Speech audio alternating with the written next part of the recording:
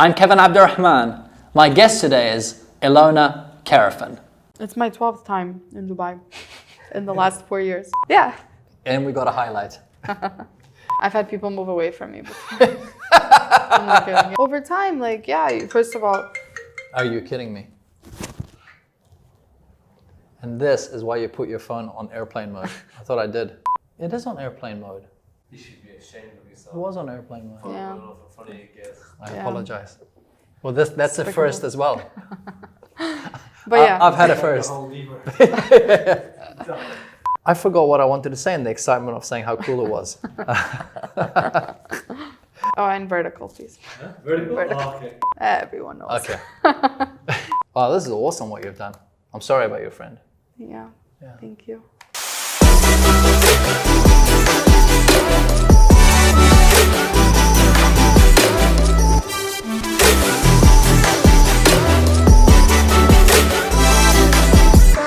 Most people, regardless of who they are and what they do, are conditioned to work hard for the best part of the year.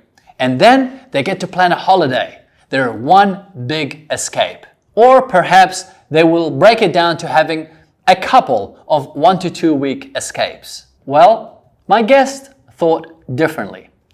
Why wait for one big escape? Why not have multiple smaller escapes?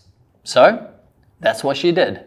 My guest started working at the age of 16. She graduated with a bachelor in finance and investments. She then went on to work full-time as a financial analyst. Instead of building up to that usual one big escape, she decided to do long weekend escapes. And no, we're not talking about the 1 hour trip here or the stateside trips. I'm talking about traveling to the other side of the world. I'm talking about traveling to different continents. I'm talking about traveling to Bali.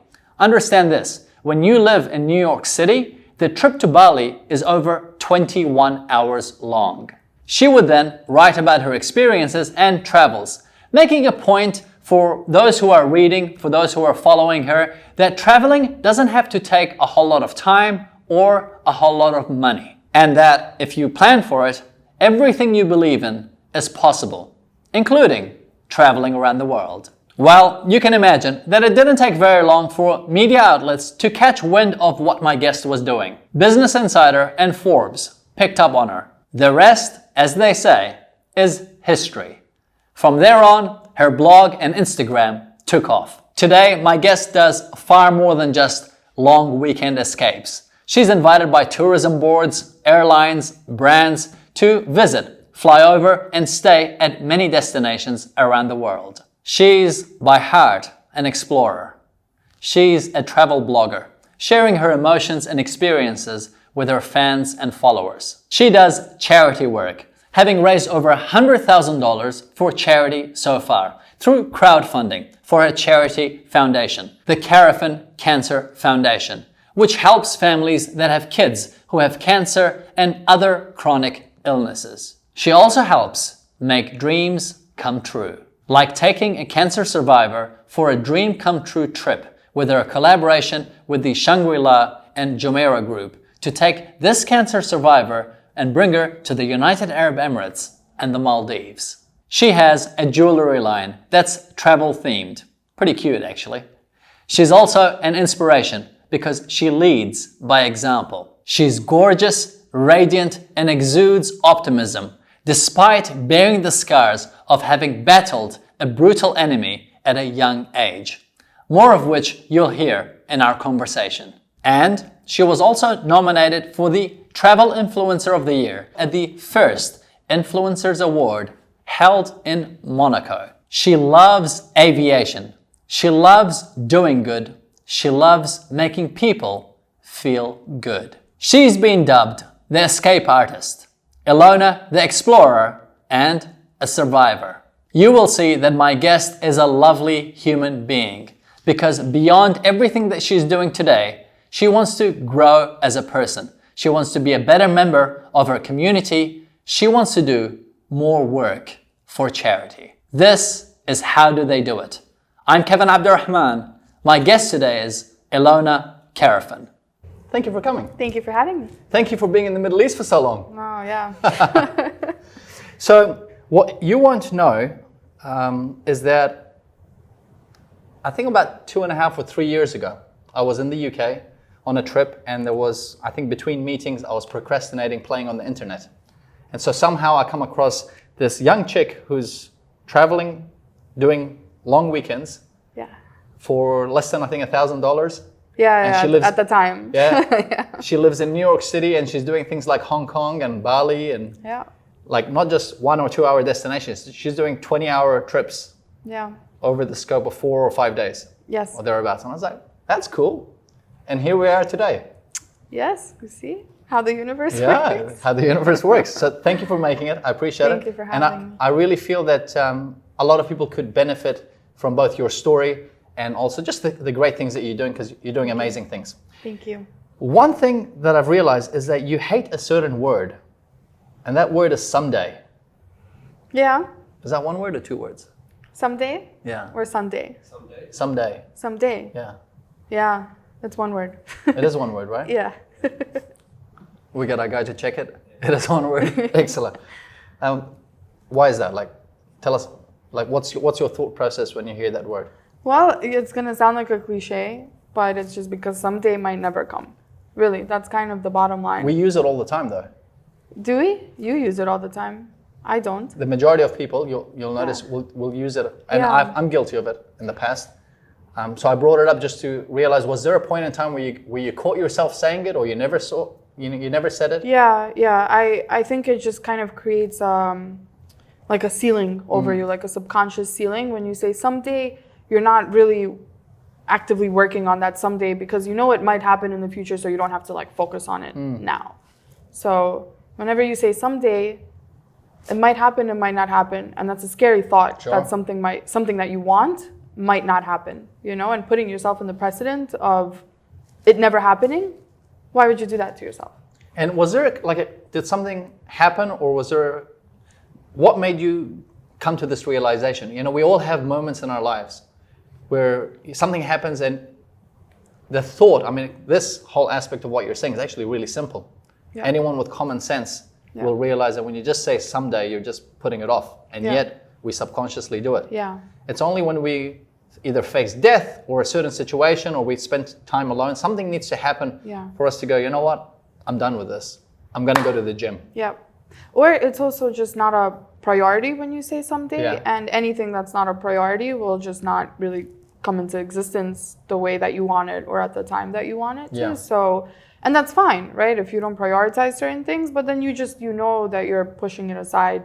And I feel like many words subconsciously create limitations, and we don't even notice it. That's right. You know, but they create these limitations, and we live through them. Like we manifest all of these limitations without even knowing it. I can't do it. You know? I'm not good enough. Yeah, exactly. Like even just thinking it to yourself Sure. already creates that barrier that ultimately you don't even know how to overcome it because you don't really know it's there, but it's there, you know, and it's just impacting your daily work.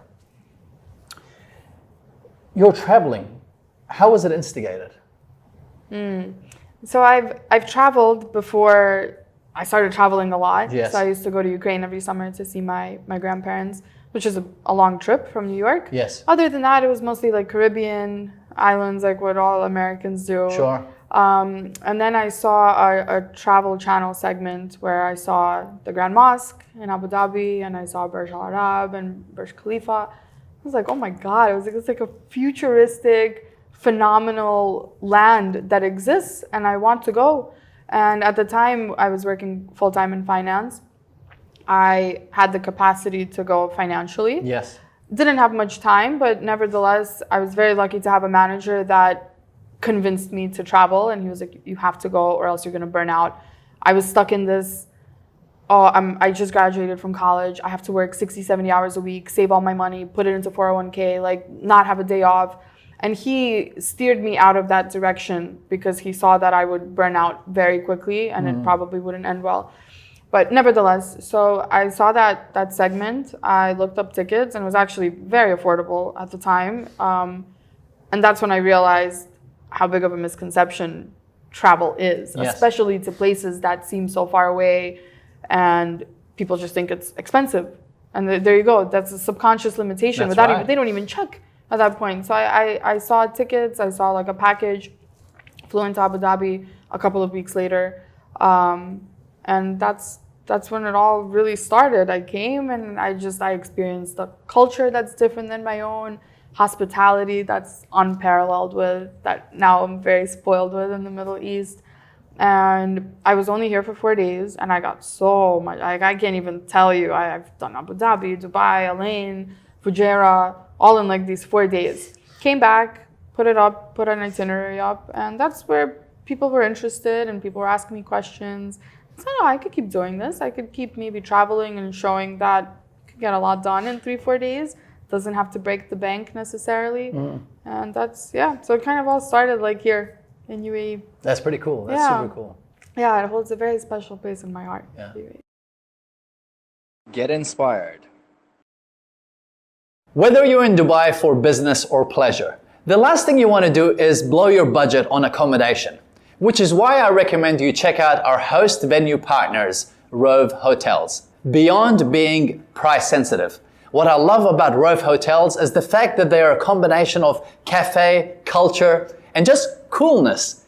Even my guests, many of them, when they arrive before we record or after we finish recording the podcast, they actually comment. They go, wow, this place is cool. The vibe is amazing. And it is amazing. So if you're in Dubai for business or pleasure, I recommend you check out our host venue partners, Rove Hotels. This episode is brought to you by M Dojo. Whether you're in business or new to business, you need 3 things: a good website, traffic, and being able to convert that traffic into paying customers. That's what M Dojo does best. They're able to create for you a functional, state-of-the-art website, drive targeted traffic, and put in all the elements needed in order to convert that into paying customers. Isn't that what you want? Of course it is. Give the team at M Dojo a call and see how they can help you increase your sales and profits. Tell them I sent you. Their website, mdojo.co. You come across, and you are, as a really positive person, someone who just goes and gets it. And from the outside, it seems like perhaps it's all easy. It's all smooth. It all kind of, you go for it, it comes to you, you move towards the door opens, you just rock up. Is that the case? No. I think it's not necessarily that I put out an image of positivity, but I feel like I want to be a positive influence on people. So and it shows. I have to be positive, yes. But in fact, not everything is always positive, of course. And I'm vulnerable enough to talk about it, but if I marinate in it, then it's going to resonate in everything that I do, and it will ultimately transpire onto other people. And I don't want to be the cause of any negativity for others. Sure. So I would rather be positive to, in a way, like be strong for other people, because that's literally my entire life, is just taking care of people, slow to take but fast to give. And yeah, as much positivity, but I'm not the most positive one out there. There's people that are way more positive than I am, but I think I maintain a good balance between showing that things are good, but things can get rough, especially in this industry. So we'll come back to this industry, but you faced a major challenge when you were a kid. Yeah. That if I didn't know, I wouldn't have guessed. Fair enough. Yeah. Because you seem to have not only survived it, but you're just doing things. I mean, you're just unimpeded in the way you are in terms of your energy, your approach, your zest for life. Yeah. It's definitely that's probably the biggest driver. And again, like, I used to deny it a lot. I used to say like, oh, it's just a diagnosis. And I had bone cancer when I was 10 for 2 years. I had chemotherapy, 30 surgeries, like the whole almost, 27 maybe is my total. And it was the best experience of my life, like through all the pain and everything. But putting that aside, my nurses, the way my family came together, and just the entire dynamic of care that I experience is now what I carry with me and give to others, because that's the only way that I know how to pay it forward. what was I going to say? Was that because you saw, perhaps, yeah, except for family members, but you saw the nurses being so The nurturing? doctors, strangers, the charities that have worked with me and, took me to camp. And I mean, it was just like a plethora of positivity that was coming from all directions.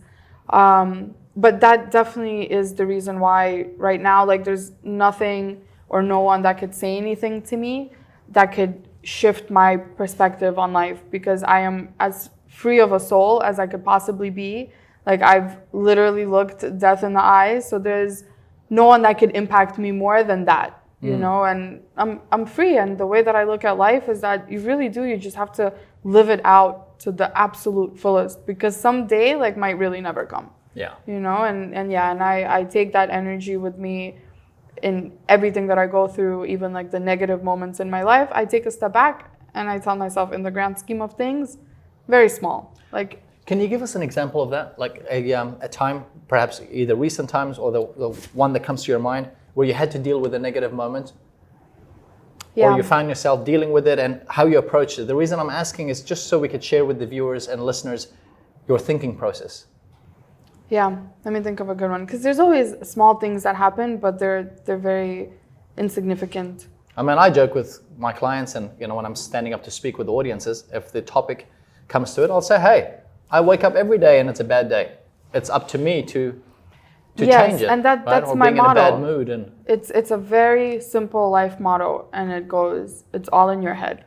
And that's really all it comes down to. Like, whenever you're angry at a situation, you're angry because you're causing yourself that anger. Sure, there are certain emotions, there are certain chemicals that are released, but the only reason that you, like, I love the word marinate, but you marinate in them because you keep thinking about it. Yes. And because you're not changing your thought process in that moment. And happiness also, like, you create your own happiness. Yes. You create your own misery, and it's okay to be sad. Like, these emotions will come out, these chemically induced situations, but you could level them. Yes. And it's all about kind of controlling your mind. you mentioned misconceptions, and one of which is the misconception of traveling, thinking that you need to have a whole lot of time, which many do, and then you need to have a whole lot of money, especially if you're going across continents. You traveled recently to, or you've been traveling to quite a few places. Recently, you've been to Saudi Arabia. I have a few questions about that. My question is, what misconceptions, or a misconception that you might have had before going to Saudi, and what surprised you and what you learned from that trip? Saudi was an interesting trip because my best friend is Saudi. So I'm a little bit biased because I know the family. I know how amazing, at least like my friends are and their family members are. So when I was coming in, I realized that I don't know much about what Saudi looks like. Right. And I had to take a step back and think of all the moments that I've seen Saudi on like Western news, and it's always like a war zone, you know, or sand and rocks. And coming into the yacht, like, of course, I always do research before I travel, but I was like, I don't even know if there are buildings there. Like, are there buildings? Do people live in regular homes? Are they in sky rises, like in like Dubai Marina? And like even Jeddah, for example, I was like, I don't know, is the beach, like, is the water very dark blue or light blue? Did you hear how she said it? Riyadh and Jeddah, like proper Arab style. Very cool. But so yeah, so you know, it's a silly misconception, but that's, you know, from a perspective of people, I knew it was going to be good. Okay. But I recognize that other people don't think it's going to be good. I knew it was going to be good, and it surpassed, like, in the regard of hospitality and strangers inviting me into their homes and feeding me. And like even this necklace, I gave a compliment to a friend of a friend. She didn't speak English very well, so how do you communicate? You communicate with compliments. You know, you try to somehow, like, you're beautiful, your makeup's nice, It was like, you have a very beautiful jewelry collection that she was wearing. I was like, I love the necklace. She walks away, calls her assistant, and makes her assistant go and buy me this necklace. And like, I had no idea this was happening until like a few days later. They give me this necklace, and I'm like, it's hospitality to the point where I'm uncomfortable. Like, I'm getting goosebumps, but I'm almost uncomfortable because I know I have like nothing really that I could give or do in return, and I know they're not expecting it.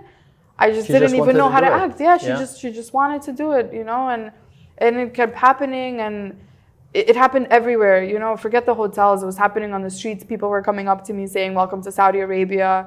That's fantastic. That's It really was fantastic. Yeah, I mean, like I understand where the sentiment comes from, but it's changing. Sure. And Was there something that surprised you or a lesson that you took away? Because I know that you marinate a lot in your Yeah, thoughts yeah, and yeah. your emotions every time you travel. Yeah. Which is how the travel blog came about, and Yeah. sharing your thoughts. I think, as with most of the places that I travel to that are maybe off the grid a little bit, I realize that everyone is just inherently the same. And especially people my age, like I was hanging out with, it's a conservative group, but they like dark humor. They listen to rap music. They stay out late. Like they watch the same shows. Yeah. Like we talk and we understand each other, and like people travel and they're like, oh yeah, people there are probably so angry, or if they find out this, but no, we're literally like, we're all the same. So it was very nice. Like we all were on the same wavelength, and I think that was the best part. That's awesome. Yeah. Super cool. Get inspired. One of the questions that I get frequently asked is, Kev, how can I increase my motivation? We see great individuals, we see achievers, like many of the guests that I'm bringing on the show. They have the energy, they do so much, they're in a state of flow. How do they do it? Well, my team and I have released an article which I've made available on kevinabdulrahman.org/blog, the ultimate biohacking guide to increasing motivation. Or you can simply Google Kevin Increase Motivation and the article should pop up right at the top. It's absolutely free. Read it, and most important of all, take the bits and pieces that are relevant to you and apply it into your life to increase your motivation. I hope you find the article of value. If you do, feel free to leave your comments and also share it with your circle of friends. Again, you can Google it, Kevin Increase Motivation. It'll be the first link that pops up, or on my website, kevinabdulrahman.org/blog. This travel blog that you have. It turned 4 today. It turned 4. Turning Awesome. 4 today. Yeah. Very cool. Well. Yeah. And we got a highlight. How did that come about? And my follow-up question would be, you've now been able to move on from being a financial analyst to be able to create a lifestyle out of what you're doing. Can you take us through, for perhaps those who are watching this or they're listening to it, they might be thinking about starting a blog, or they are having one, but maybe they can take it to a serious level. How did things transpire for you? Perhaps from how it started and then how you built it up. So I did not know that this industry existed coming into it. So when I created my website, it was literally just to put information on it so people stopped like asking me questions all the time. I just didn't have time to answer everyone's questions. I just put up an itinerary, put up like a summary of my trips, and that's it. Interesting. Building a website, just like building MySpace back in the day, was fun. It was a fun project. Did you do it yourself at that point? Yeah, okay. yeah. So I did it myself. I was YouTubing how to code, like very basic. I'm not trying to seem like I, did something groundbreaking. But I created the website. It was a project. It was very nice. And then it started picking up, like the traffic started picking up. Friends were sharing it. Other friends were sharing it. And that's when I got picked up by publications. But it was the first time when a brand reached out to me and said, hey, like we would like to invite you to come experience our hotel. Okay. And we could fly you out. And I was like, I'm sorry, what? Fly me out where? And they're like, yeah. Why aren't you calling Kev? and that's when I kind of, coming from like a business background, I was like, oh, maybe there's something that I could tap into here. And that's when I started really researching and figuring out that there's affiliate marketing, or that I could sell rent space, ad space on my website, and kind of just building these various income streams.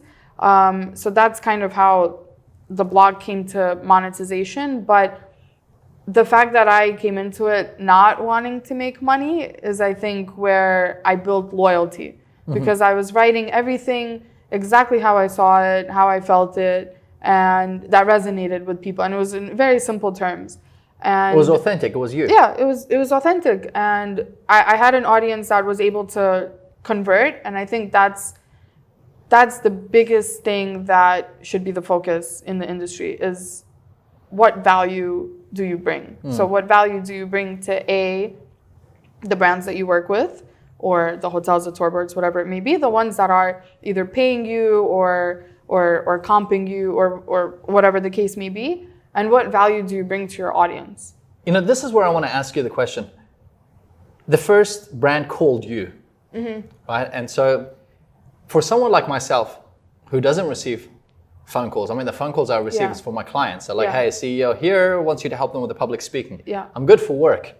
But let's say someone like myself, or anyone that's watching or listening to this, they're going, okay, I want to build something where now I need to have sponsors. Yeah. Do we all just sit and wait, creating good value, and then just sit and wait, hoping the phone is going to ring? Absolutely not. You first of all, like you have to kind of fake it till you make it a little bit, right? So you have to, if you know that you have value, right? If you know that what you're doing can be valuable, even to one person. I pitch every single day. I send hundreds of emails every week pitching to brands that I would like to potentially work with, tour boards, airlines, anything in like the travel lifestyle space. I don't wait for them to come to me. Sometimes I would say it's maybe 70-30. 30 comes to me or reaches out to me, and then like I vet the brand and then we kind of renegotiate. But you have to be out there like doing the dirty work, and you have to be able to hear no's from brands, and it sucks so much to reach out to a brand that you really want to work with and they tell you no.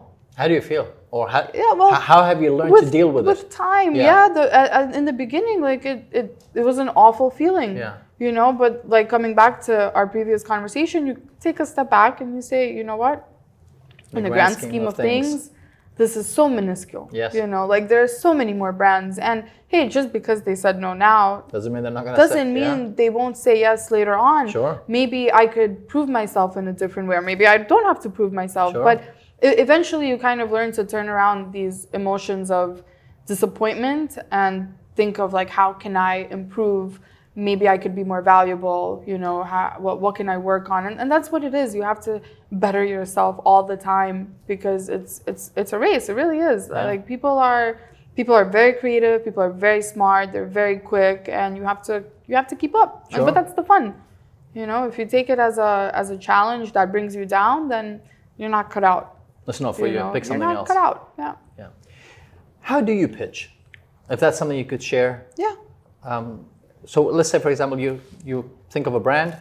Yeah, let's say a hotel that I want to work with. So you want to work with a hotel. Mm-hmm. What's your approach? So if someone can actually take this as a tip to go and actually implement it. Mm-hmm. So first things first, like I know that I'm valuable. That's kind of where you have to. So first of all, know your value. Yes, the first thing is know your value, and you know, if you're just as an example, if you have like a bunch of 16-year-old followers, right? Or you can't pitch to a 5-star hotel because you're not going to bring any value to your 16-year-old followers.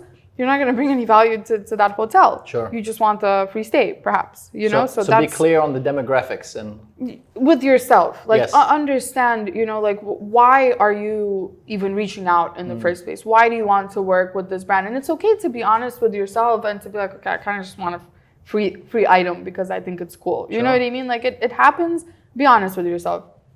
So when I work with hotels, or when I want to work with a hotel, I find the PR contact, which you can find online. Sure. Any LinkedIn, right? LinkedIn, where literally like most hotel websites have a PR communications email address. Yes. And the entire email has to be structured in a way where you bring the hotel value and you show them like why they should have you come or they should pay you. And this goes for any brand. So think of them. Yes, what value you can bring only them. think of them. Yes. You do not really talk about yourself unless every sentence you say about yourself could be turned around to say, wow, she's very valuable for us. So when I draft my emails, I always introduce myself. I list the publications that I've been in. It's like a resume, yes. You know, just an email form. I have a media kit, but in the email I say, you know, I've worked with so and so, right? And I list like the top properties that I've worked with. Depending on the nature of the collaboration, I might even have a case study to show, okay, I've worked with Burj Al Arab, I stayed with them. Yeah. I had these posts, this was the reach of these posts. this is what they look like, and et cetera, et cetera. So, But can you give me an example? Because now it's easy. Because you've stayed at the Burj Al Arab, you can pretty much reach out to anyone, and if it works in line with the demographics, and they can see like the value. in the beginning, what did I do? But I want to know, for example, if I'm starting off, Yeah. I don't have the credentials, Yep. but I'm clear that I have the value. Yep. I've thought about what you've said. Okay, these are the kind of people who are following me, the demographics. I'm now filtering through the properties to see which one is in line with perhaps my demographic. Now they reach out as a new person. So when you reach out, that's where you have to determine like, what is your value? Is it the reach that you have? Is it because your videos are now getting 20,000 views, 50,000 views? So when you reach out, you could say, hello, like my videos are now reaching, let's say 100,000 people, right? Like 20,000 people, more realistic. Sure. And be like, well, I talk about, like I give motivational speech, right? So that's already something that's valuable to the consumer, right? That's something positive. And I use your brand, let's say, name a brand. X, yeah. I use X all the time. I would love to feature it in my videos. My audience is X to Y years old, and they would love the product as well because I know that I could show them how much I love it. It's an authentic, organic fit. So that's like if you have reach, for example. And would this approach be on email? Would it be a phone call? Would it be? Would you go to the property in person? It would start as an email. Okay. Always give an introduction, introduce yourself, and put yourself in the best light. Sure. And that's where like the maybe fake it till you make it come out. But you really have to just position yourself as a leader, even if you're not yet. But they don't know that. They will read and they will interpret it how they interpret it. And if you position yourself that way, then that's how it will transcend. So that's if you have viewership. Sure. Some people might not have viewership, but they have great content. It also depends what you're asking for. Are you asking for free products that you will include, in this case, like in the video? Or are you asking for compensation? If you're asking for compensation, just think of it from a business perspective. If you don't give them value, if you're not giving them viewership that could potentially bring ROI, why would they pay you? Sure. And that's the only way you could think about it. Like if you feel like your readers won't buy this product, why would the brand pay you? And another thing one has to think about is this is a very low resistance type of business, or we're living in a world where just about anyone, as long as they have a phone and a desire to, say, become an influencer or to get into business, they can get into business. The barriers compared to, say, 15 years ago, pretty much all of it is gone. Yes. You have a phone, you have a desire to do something, you can get in. My question is now, how do you cut through the noise? So how do you stand out? How do you make yourself different? Do you have any tips, thoughts, or perhaps share with us how you do that? Because there is a lot of noise. Yeah. I'll give you an example. The reason I'm asking this question, because it applies to just about every industry. It applies to my industry as well. It's easy today for people to go and spend a weekend, get a certificate, and then they start calling themselves motivational speakers. Yeah. I see it every day. And I'm like, good for you. Kudos, right? Now, I came to a realization perhaps 10 years ago where if I'm going to go and compete in a market, I did exactly what you did, okay? My competition, my market, who is it, what am I bringing to the table? Yes. Then I realized, hey, Kev, there's a lot of noise. If I'm reaching out or I want HR managers or sales directors or event organizers or CEOs of companies to realize that they can hire me at an event, how are they going to find out about Kev? Now, if Kev is going to just be one of 100,000 other motivational speakers, you're just going to get diluted in the noise. Kev might be great, but if they're only going to go get or they're going to get 3 people they come in contact with and then just pick from one of the 3, Kev never had a chance to even exhibit how great he was. So what did you do? So I had to cut through the noise. And how did you do that?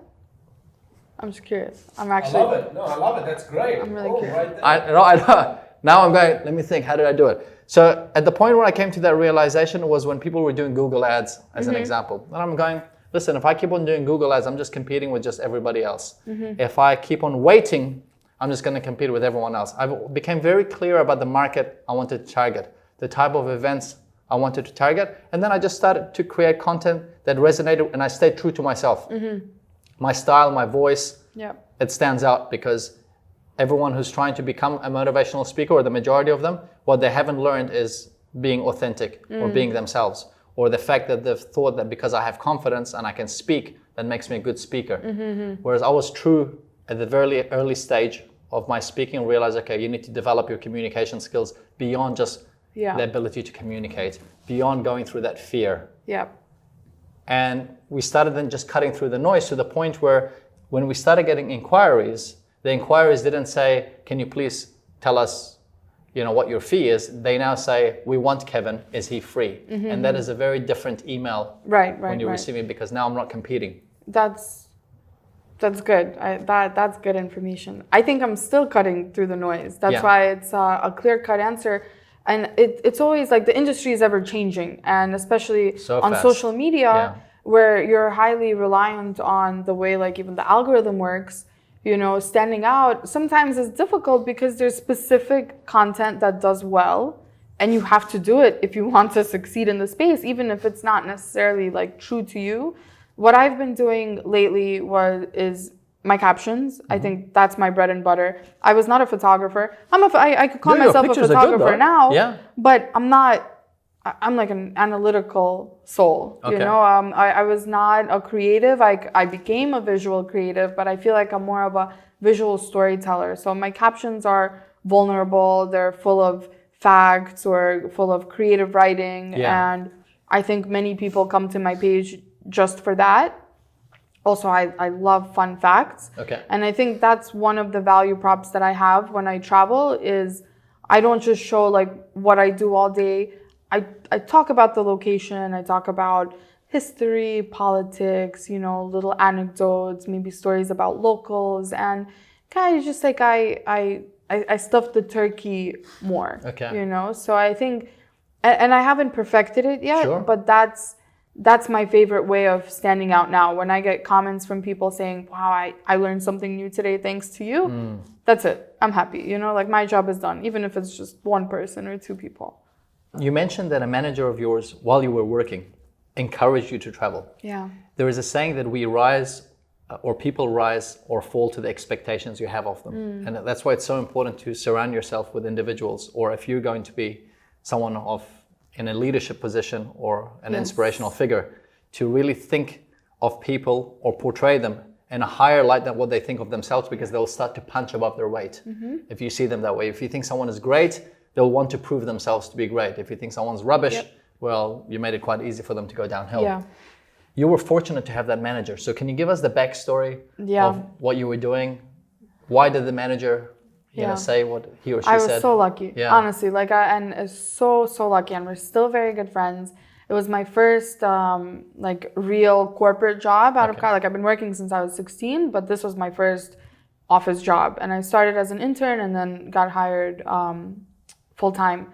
And I really was stuck in this notion of don't take any time off. And this is how American big city society is. It's cutthroat, it's a rat race, it's a New York lifestyle. It's true. Like you really have this routine life, and you take one vacation a year, if even, save all your money or pay off all your loans, And I went on one trip, I think to an island, and he just always encouraged me. He's like, if you need time off, take time off. I was like, no, I don't need time off. And he's like, why don't you travel?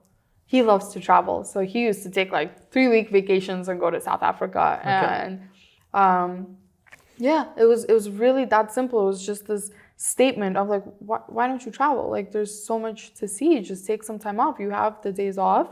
And my job, so my responsibilities were my responsibilities. Nobody else, I never needed backup.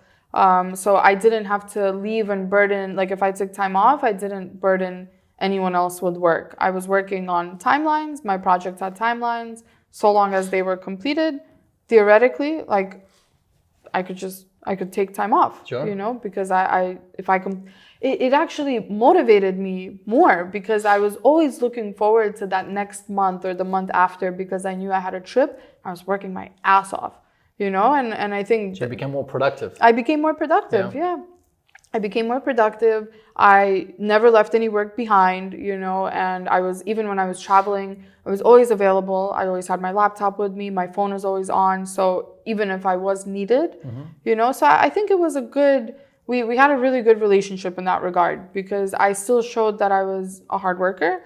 And, you know, he was kind enough to say, if you want to go, go. As long as your work is done, you know, you could take the necessary time off. What made you listen? Because there will be people who, they'll watch this. We're sharing the same message. Travel more. It's really good. You're adding pages to your books every time you travel. 100%. Or they're listening to this and they won't do anything. And it could have been the case with you.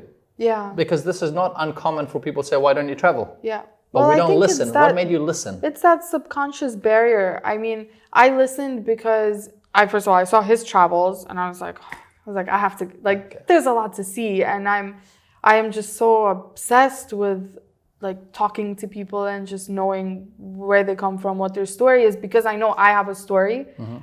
And I recognize that everyone else has a story around me, you know? So I'm never too quick to judge, because I recognize that people go through hell and back, you know? And it's so important to have that conversation. So cultural exploration was always somewhere in the back of my head. Yeah. Because I was just wondering, like, okay, like how do people in India live? How do people in Namibia live?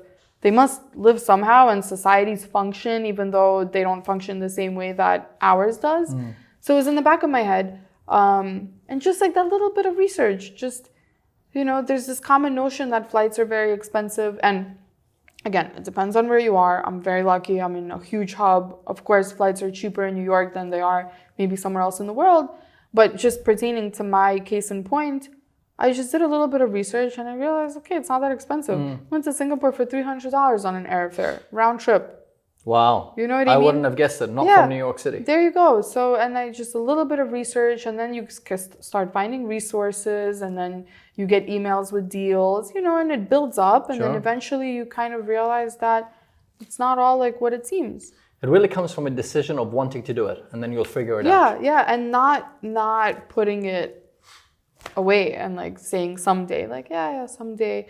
I think if financials are a big deal. People don't even want to look because they feel like they already won't be able to afford. Time is the second thing. Yes. And 3 is probably just fear of going somewhere new. And it's a reasonable fear to have, but it's also important to just overcome your fears. Did you have it, or was it? I mean, once you go through cancer, I don't think anything else No, I never had a fear, and I like because fearful. I traveled to Ukraine. I think there was never a fear. It's a fear that people have of loneliness, and that was never a fear either. Just because I was so used to being alone in my life, and just something foreign. You know, that's what people are scared of, especially Americans. Americans like come everyone, they're like, oh, we need everything to be westernized. You know. So I travel a lot because of my work. And I'm speaking to people, and I see people of different cultures across 5 continents. We just don't like the unknown. Yeah. It's just a reality as humans. Yeah. Even though it excites us, at the same time, we try to avoid it. Yeah, it's just all these barriers. Yeah. Especially, and I think coming back to unknown is that so like in the States, we don't have that much time off, you know, in corporate jobs, like some people have like 12 days off in an entire year. So when you want to get away from the work, you want more of a vacation as opposed to travel, you know, and when you go on vacation, you don't want to be burdened with the idea of the unknown.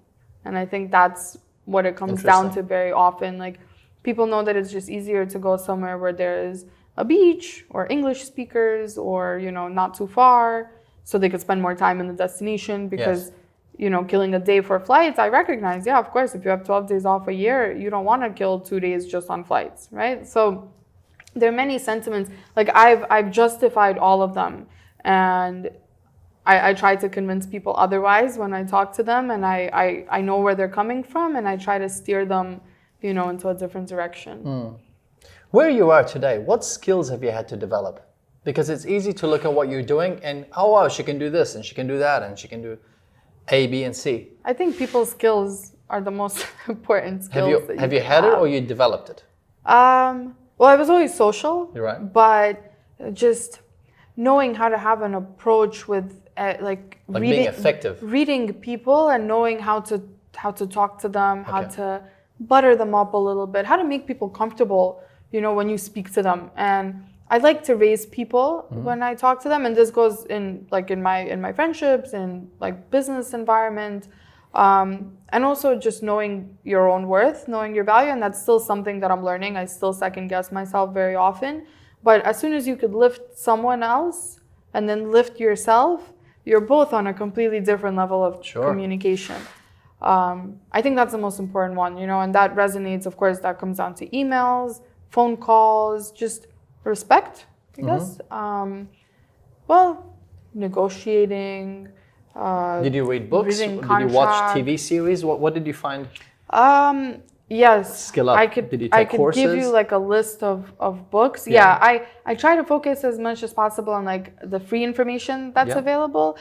Nothing against courses, but I feel like these courses still come from a place of just we're in the information age. Like anything you want, you could find. So it's not, you don't always have to jump the gun and pay like $2,000 for a course. Sure. Because you could go to a bookstore and read books for free, really, even. You don't even have to buy them. I do read a lot. What books influenced you or helped you with a certain skill? I think Dale Carnegie has been like I read Dale Carnegie since high school. So How to Win Friends and Influence People? Yeah. I think that was Classic. That was the beginning. Yeah. 12 Skills for Life was pretty good.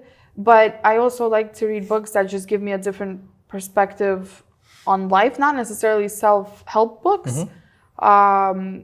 I recently read a book called Evicted. Okay. It's my favorite book by far, and it's simply about families that they get evicted with kids, single moms, you know, drug addiction, and this is happening in the States, you know, in a first world country, and how they deal with it and how messed up the system is.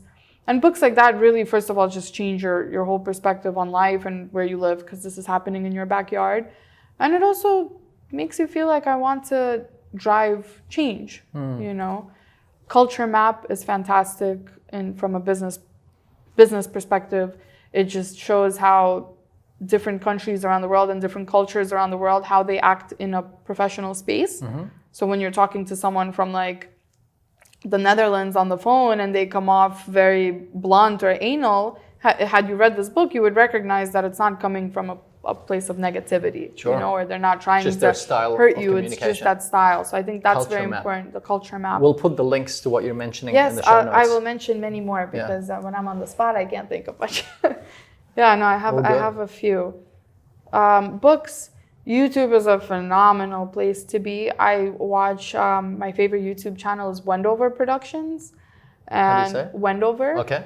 So it's not like a self-help channel. It's literally just different topics explained in about 10 to 12 minutes. Nice. I love aviation, so he has many videos about how do airports work, how do airports make money, like how are tickets priced. I should check it out. Cool. But it's so interesting, and there's many more about different countries and embassies and diplomacies. So it's just very nice to fill your head with like knowledge about everything, because it's such a good conversation starter. Sure. A starter ender, like you could be sitting with someone and throw a fun fact and break the ice. It's amazing. And negotiation, did you find yourself preparing in advance for negotiation? Like, did you read a book on negotiation? No, negotiation. Or did you just learn negotiation? Hey, I need to negotiate better because I could have had a better deal, or it got rejected? It came from a space of like me giving a price and them agreeing to it within a few minutes. And I was like, oh God, I probably could have given them double that price, you know? And negotiation and it's still something that I'm perfecting, and I probably should read more about it. Yeah, but there's a great book on negotiation. You ever split the difference? Never Split the Difference? No, I haven't read that. FBI agent, ex-FBI agent.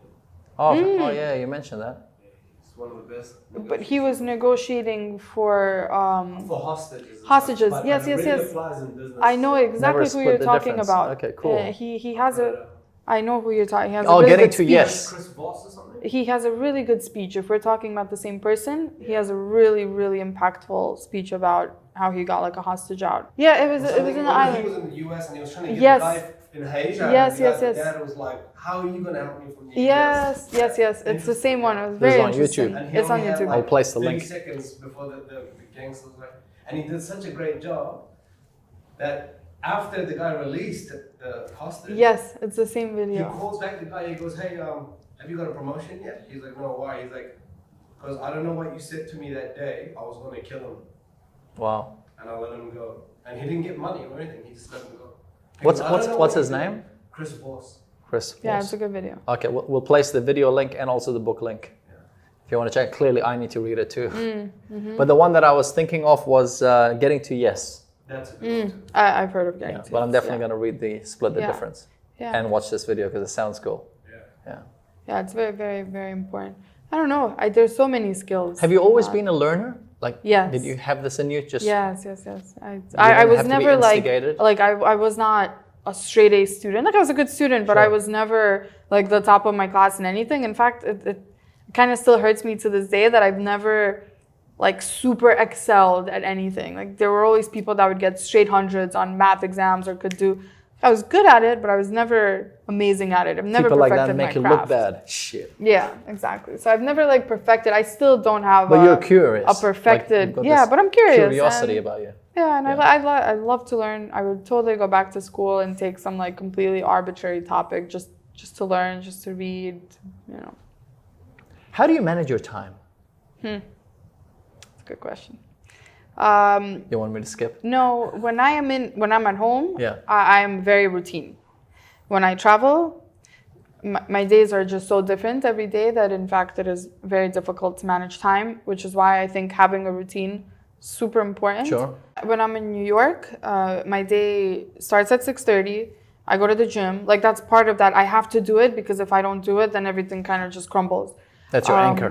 Yeah. Like you really have to maintain that consistency, and consistency really, these small things.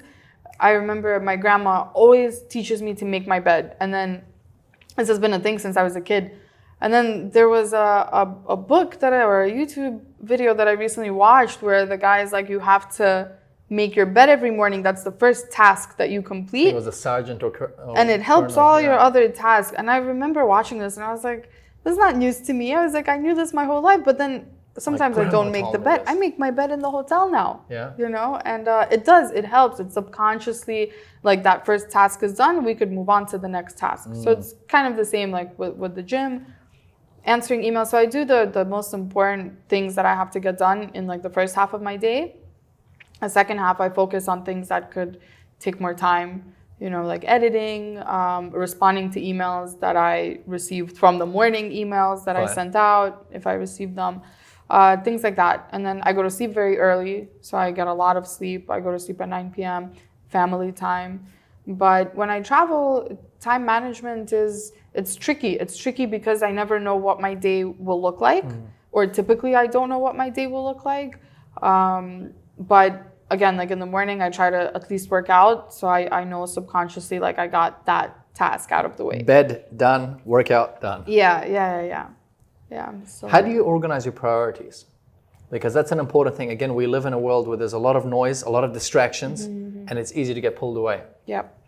So anything that is a deadline obviously gets prioritized. If I have any articles that I have to put out or any deliverables that have to be done within, let's say, 10 days, that's always going to be my focus. And I like to work under pressure, so I do sometimes pull Leave it to things the last out minute? until the very last minute because I know that that's when I'm going to be like really in tunnel vision doing those tasks. Other than that, really it's things that will benefit me, right? Whether it's financially, so if I have to make contracts or sign deals, I'm going to be pitching, right, to brands. I'm going to be researching who has had paid campaigns with which brands, researching those brands, seeing if I'm a good fit, emailing them. Or like things that make me feel fulfilled. Like my charity work now is my priority for until the end of December during holiday season. So yeah, I think deadlines come first, and then it's things that are of benefit to you, whether it's monetary or internal And that internal aspect is very important for just maintaining sanity. You know, even if it's going to the gym or going to a spa, doing anything that will make you, some people meditate, like really having that a part of your daily life, like making yourself like positive reinforcement in a way. Sure. Yeah. You know, in life, you have to pay a price. Like you have to pay a price for everything. If you want to go to the movies, you pay a price. You want to get a coffee, you pay a price. Yeah. You want to buy a book, you pay a price. Our goals and dreams, you have to pay a price. And a lot of people, they don't think about it. They want to have things, they're not willing to pay the price. Yep. You want a good body, you have to work out for it. Yes. You have to eat healthy, that's the price you have to pay, or you can look at it in a more positive manner. You want to become an influencer, there is a price to pay. What's the price, or what are some of the prices you've had to pay to get to where you are today? I think a lot of it is mental. Financially, I mean, from like the blogging side, of course, all of my trips, I had to pay for them all the time. Like I was traveling to various interesting destinations, paying everything out of pocket, looking for, because you have to maintain content, you have to maintain consistency. Yes. But then it's also just, a lot of it is very mental. It's being able, pitching, like I said, to brands that you love and them saying no to you, or maybe someone saying like your content's not good enough, or you don't have enough followers. And it's a lonely space, when you're in the entrepreneurial world or just the small business world. Anything that goes wrong, especially like me, I'm by myself. Like I don't even have a partner.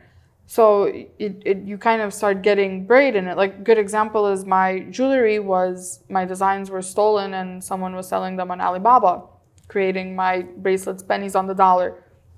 I started this brand from scratch myself, which is not a good thing. Like I had no help. I was very prideful. I didn't want any advice. I kind of told myself, okay, well, if you lose, that's it. Like you're gonna have to take an L on your own, learn from it. You're gonna come out stronger. That could have been avoided. You know what I mean? And when I found these designs, I found them by myself, and I was just like hurt. Yes. I guess that's the best way. Like I was hurt. I didn't know who to go to. Nobody helped me, and like in my family, nobody has like a small business. Everyone is in a different type of sphere. So I was marinating in it myself. And it was a very, very dark time in my life, and it took me a really long time to get out of it. The business basically like went to shit for that time, and I felt like a failure, and I felt like I'm in the public eye so much, so other people are probably looking at me and saying like, oh, I wonder, she's not selling any jewelry, she's not posting, and again, all in your head. I'm sure not a single person even thought about it, honestly, but I did every day, every second of the day. So I think mentally, that's the biggest struggle when you're in a business is. Do you have now either habits or go-to routines where you've developed your mindset, or the thoughts that are in your mind? Like, do you have any triggers or things that you do? I've had a lot of it this trip, and I think it really just all boils down to taking that step back and just recognizing that you cannot change all situations. And like here on my trips, I would maybe come back to the hotel early. Like if I was having a bad day, for example, I come back to the hotel early, I take a bath, I drink a glass of wine, I go to sleep. Like I really just convincing myself that it's okay to just chill out. And if you sleep on it, usually things get better. You wake up with a fresh mind, that's the best way. At least for me. Reading helps, talking to people helps, but it depends on the situation. Some days I really just want to be alone, and I want to accept this sadness, and it's totally okay as long as you know how to get yourself out of it, But have you learned how to do that? Yep, sleeping on it. Yep. Just not focus, like taking time from absolutely everything, even if it's one night. Just putting everything to the side. Bath, wine, I don't know, TV, whatever, sleep, FaceTime with someone, and that's it. It's actually a strategy that people, they don't realize how powerful it is because it sounds silly. I know, and I thought that was too. I really always like, sometimes, of course, you're going to sleep and you can't fall asleep, but that's why you have to do all these like pre-sleep activities, Sure, you yeah. know, Light a like candle, very have a basic, bath. but Yeah. it helps just to kind of get a little bit peace of mind and really convincing yourself that like, okay, tomorrow we're gonna do this differently, or we're gonna think about it. Most of the time it works. So you've got a jewelry line that you mentioned. Yeah, I that have a was jewelry line. that was copied. Shame on you if you copied it. Yeah. And it's really cute. I mean, I Thank can you. say cute. I can't wear it, but it's really cool. Yeah. I love it. Thank you. Because it's also my thing. Even though I'm not a travel, blogger or influencer, I travel a lot. So the cloud and the plane, I'm like, Yeah, oh, I also cool. have boats and waves. That's the other line. What are they? Boats and waves. Nice. Yeah. Super cool. I forgot what I wanted to say in the excitement of saying how cool it was. Get inspired. Imagine if you could present yourself, your thoughts, and your ideas with clarity and confidence. Imagine if you could speak to influence and impact. Imagine if you could communicate like a commanding and charismatic leader. Well, you can, given the right information and the investment of effort from your end. How do I know that? As a public speaking coach, I work with CEOs, world leaders, and presidents. And when they hire me, they expect nothing short of results. And over the years, it's been 2 decades now, 2 challenges have risen for me being unable to help the majority of people. I'm usually on a plane, with the majority of my time being booked a good year or 2 in advance. And my one-on-one session to work with someone in person generally starts at $20,000. So we solved the problem by making my public speaking course available for you online.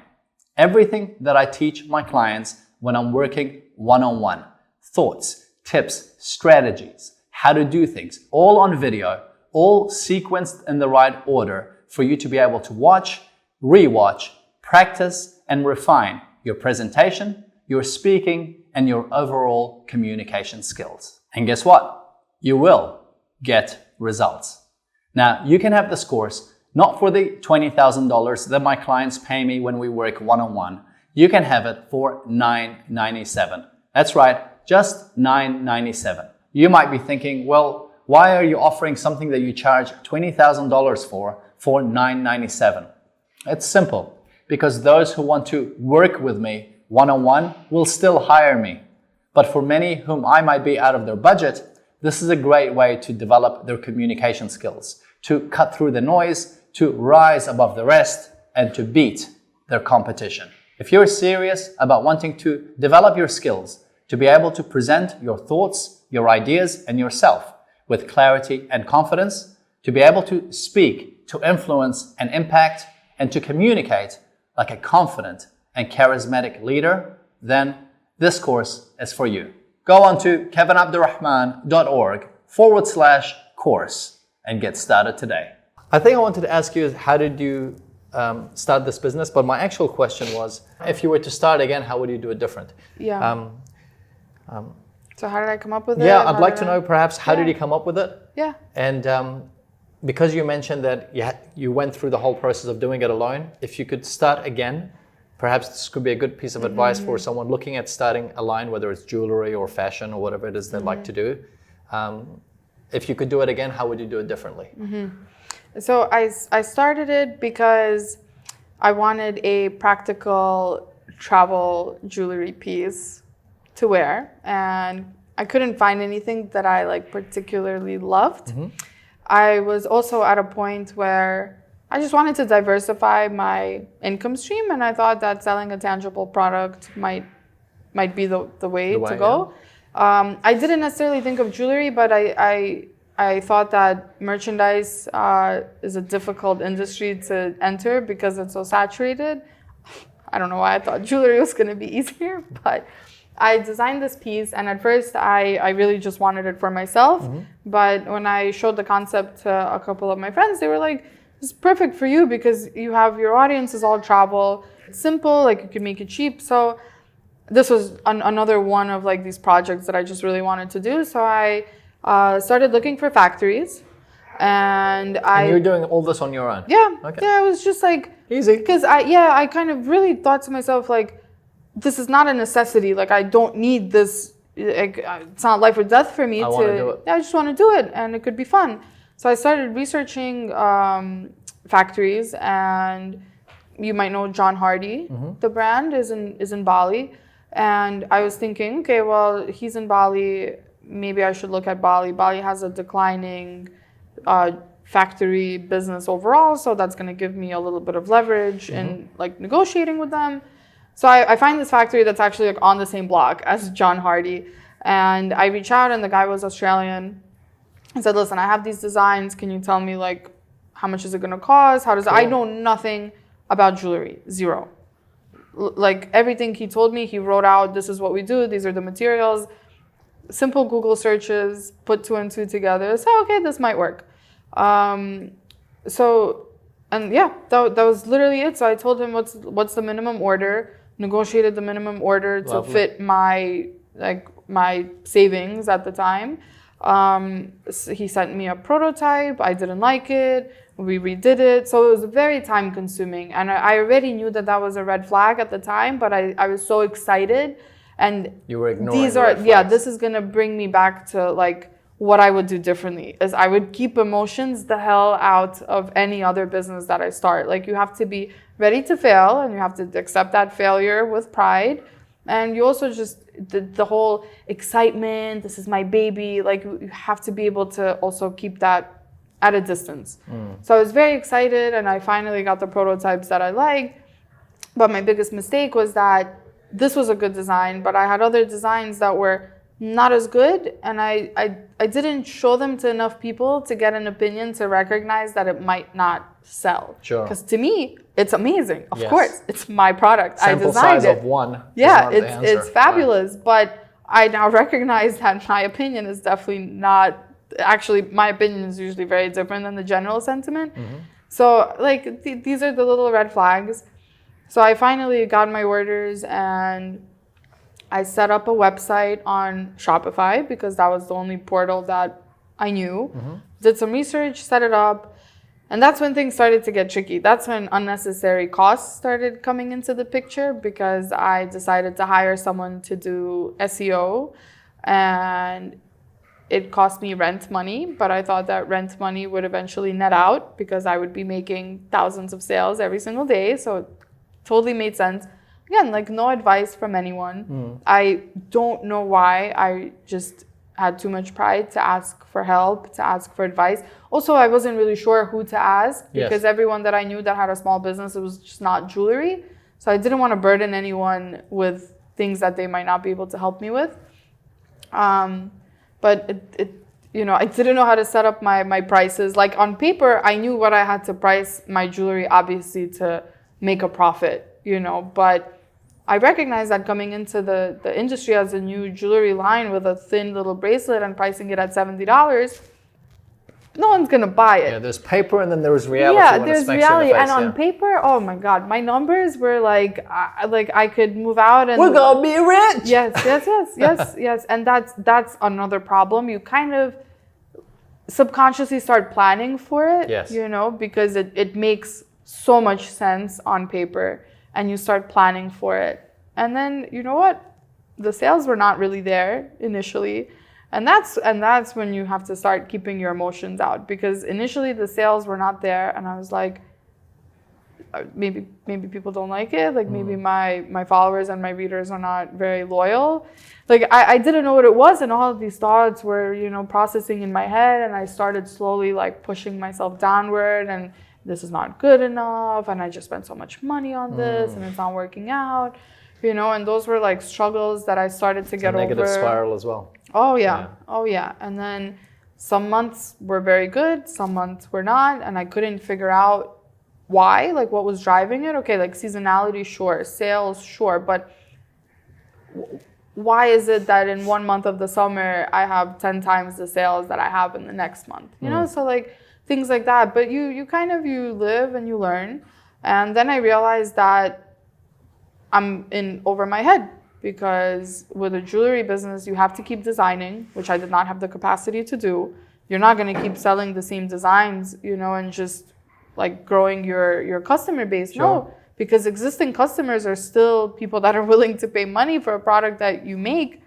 I had products that weren't selling well, so I was just sitting on inventory, still like sitting on inventory that, what do you do with it, you know? And then the products that sell out, you have to order new ones, but it takes a long time, you know, so people want it, but it's sold out, so you're missing out on like, In essence, it's a business process, and There you you've got go. to realize And it by I'm still being learning. deep in it. Yep, and you have to just be in it to, you have to be in it, and you have to kind of face these obstacles. But I think the main lesson that I learned from all of this was that you should just not be ashamed to ask for help. Yes. You know, and that's and the hard part about that is finding the right person that could help you.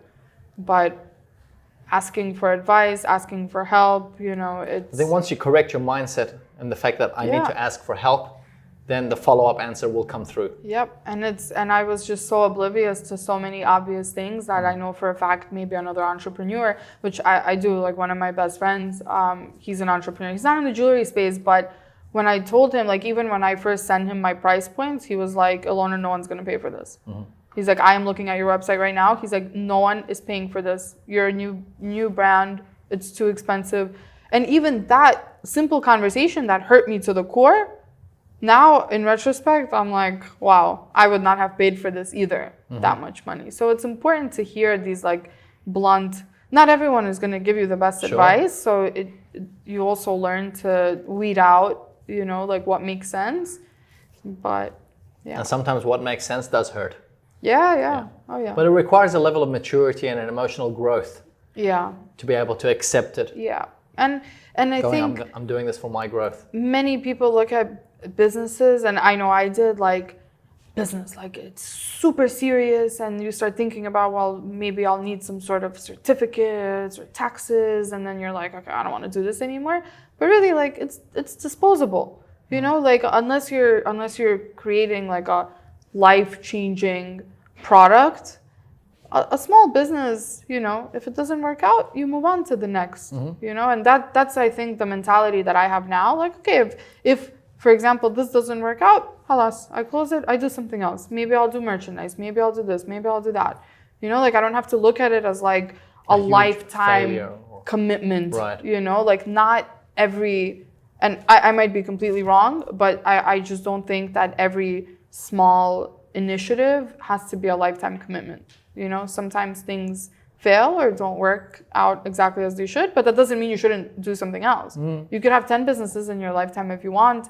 7 of them could fail, but you know, if you just take the first failure and say, okay, I'm never doing this again, you're in the wrong, in my eyes. Sure. Yeah. Get inspired.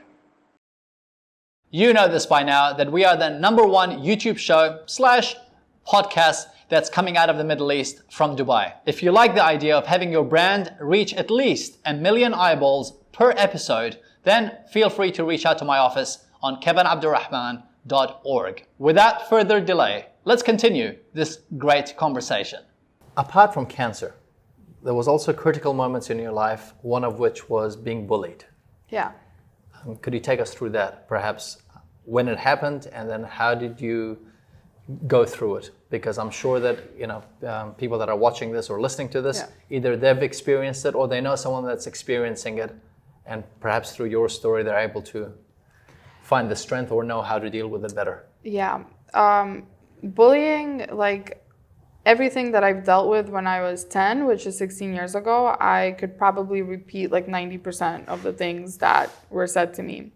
So I was quite fresh in your memory then. It's fresh. Yeah, like it's a wound that never really fully goes away, and it kind of comes back to you in your darkest moments, because many times bullying comes from a place of fact. Okay. You know, like the things that people say to you does come from someone's reality or a real sentiment, and if you think deeply into it, you're like, oh yeah, I see where they're coming from, but it's just very mean, right, and rude. So you were bullied as a kid? I was bullied. So after I was sick, I lost all my hair, all my eyebrows, and I looked like probably like I was in the Holocaust, right?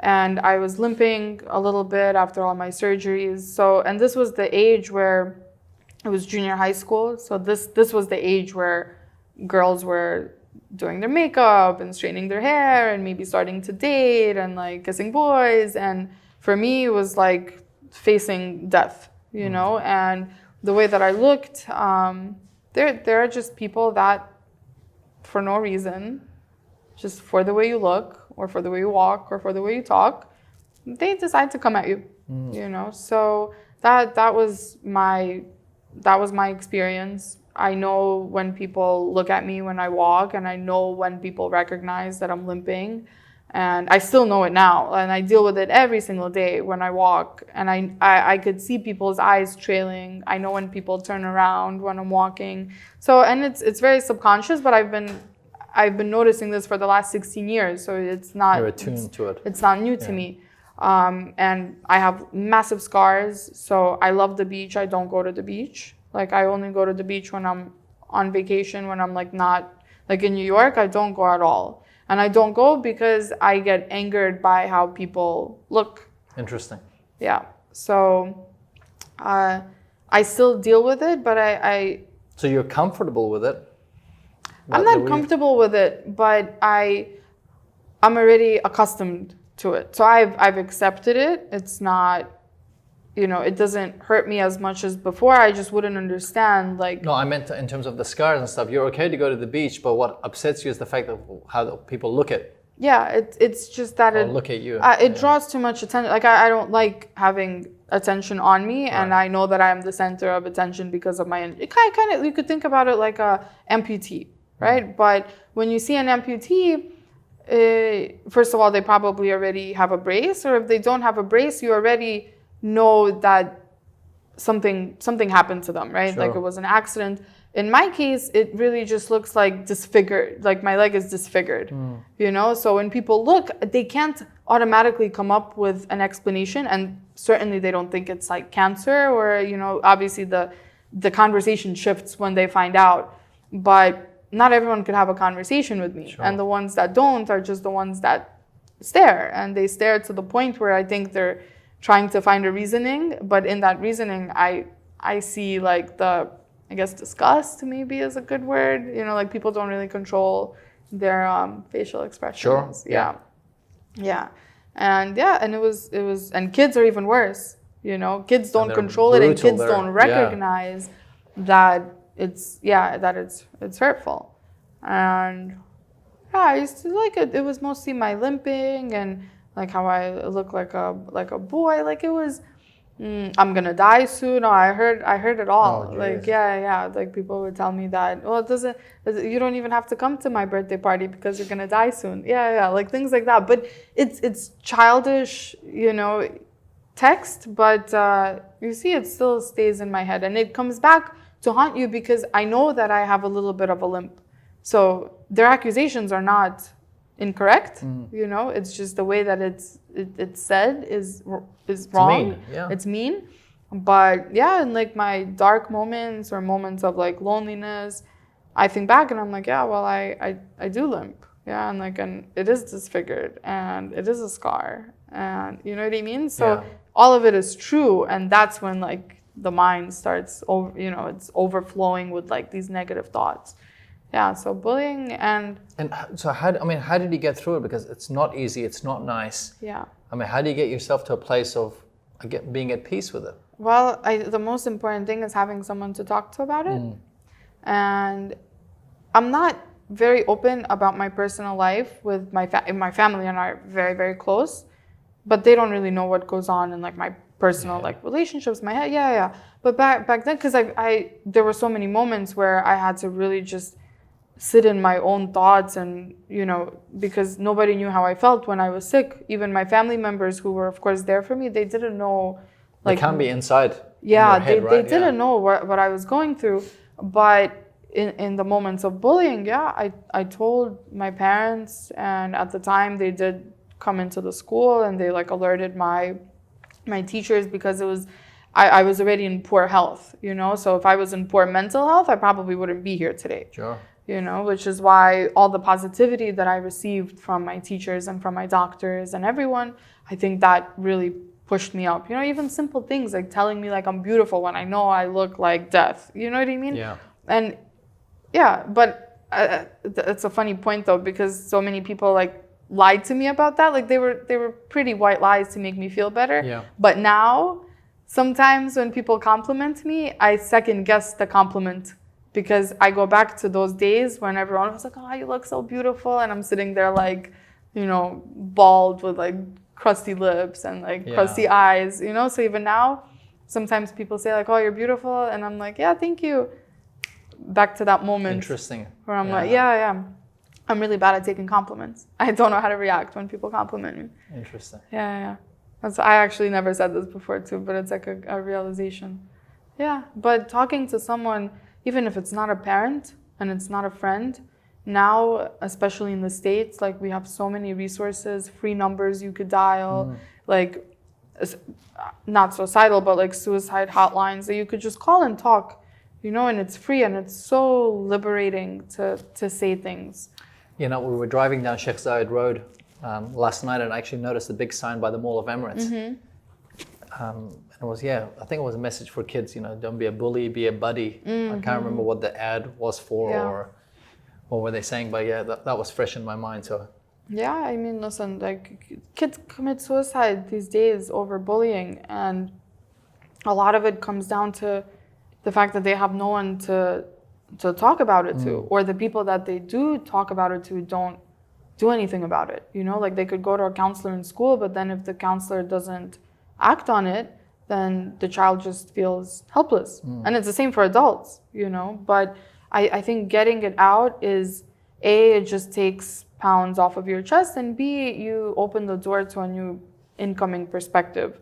Like even my friend who told me no one's gonna buy your jewelry, like that's something I would have never thought of on my own. And hearing it, you know, and welcoming someone else's opinion is also very, very helpful. So yeah, I would say that getting over bullying is about talking, you know, and having someone that you could trust. your hardships have led you to do a lot of really nice things. I mean, you've raised over $100,000 for charity. How did you do that? So I was involved with many charities. Like when I was sick, that were doing like the Make-A-Wish Foundation, gave me a dog. Yeah. And I used to go to these free camps where I was surrounded by other cancer patients. So I actually, when I was in camp, how it started was there was a girl in camp that the Make-A-Wish Foundation came to her, and she asked them to donate boats or a boat on her behalf to another camp. And in that moment, I felt so selfish. I was like, I asked for a fucking dog, and this girl is thinking about other people. She asked the Make-A-Wish to donate something like on her behalf to other kids. And like, I will never forget that moment of like that selfishness, that like, wow, I have to shift my mindset and really like put other people forward the way that, you know, these organizations put me. So when I was This is at 10? This was at, 11. A thought to have is interesting. Yeah, I thought. felt, because she was my age, you know, and well, maybe a year older than me. And I just didn't understand, like, why is she thinking that way and I'm not, you know? And when I was in junior high school, we sold rubber bracelets to donate the proceeds to the Pediatric Cancer Foundation that I used to do like walkathons with when I was sick. Then I decided to to walk as a team, you needed to raise $1,000. So to walk for the Pediatric Cancer Foundation with like 5 other team members, you needed $1,000. So this was the first time that, like, everyone knew that I had cancer, but this was the first time that I took all my videos, all my pictures together. I still have it up on Vimeo. It was terrible, terrible video that I put together. Yeah. And I put it up, and this was like the most vulnerable, like people saw my scars and my bald head and all of that. And I put it up on a GoFundMe to raise $1,000, and I raised $7,000. Nice. So I put it out, and I was like, oh, wow, okay. I was like, we could do something with this, like another kind of, we could tap into maybe some sort of opportunities. So I walked that year with the Pediatric Cancer Foundation. We donated all the money. And then after that, after that, my good friend Nancy, who I went to high school with, reached out to me and she told me she has leukemia. And she was like, "Look, I'm reaching out to you because I just want to know, like, how did you deal with this when you were young?" Because, well, she was way older than I was at that point. So I helped her out and I was like, "Listen, we could fundraise for you if you'd like, you know." She was against it at first, but then eventually said, "Okay, here are my two best friends. They know me the best. We work together." Long story short, within a 1-week period, we had, like, kids that I went to school with put together a website, coded an entire website. We had a t-shirt design, local t-shirt company that created free shirts for us. Everything within a week, an entire marketing campaign, reached out to news sources. 1 month, $60,000 raised. Wow. We did bone marrow drives all over, like, the Eastern Coast. I reached out to, like, all of my alumni friends that were in different colleges. We were swabbing people, putting them on the registry to be bone marrow donors. I was in Miami, I was in Johns Hopkins, like all over New York. Everyone that knew Nancy in high school too, that was in college, like everyone was swabbing, everyone was raising money. There was even a point where I was sitting on the subway and the woman next to me had our fundraiser open and she was like a complete stranger and it was on her Facebook. It was like a viral status campaign. And Nancy didn't make it, unfortunately. So that was like another, you know, pivotal moment where I realized that you could do everything perfectly, you know, and you could put your heart and soul into it, and things are just not always going to work out. And I still don't like believing the fact that things don't work out. Like I'm still very, like, no, if you do it right, it'll work, but not always. Yeah, some things in life you can't. Yeah. And then from there on, is that when you started your foundation? Yeah, so it was already, it used to be called Checkmate Cancer. It was just the name of a project, and the logo was a girl, like, beating off like a cancer pun, I guess, right? Pawn. Yeah. Pawn. What's it called? And then, so then we started raising a lot of money. So, like, we legally had to, I had to incorporate. So I created the Karafin Cancer Foundation, and the idea behind it was always, if you raise $1,000 and you donate it to a large organization like the American Cancer Society, it's not going to move the needle for them. You know, it's not, and we have to accept the fact that it's a small donation.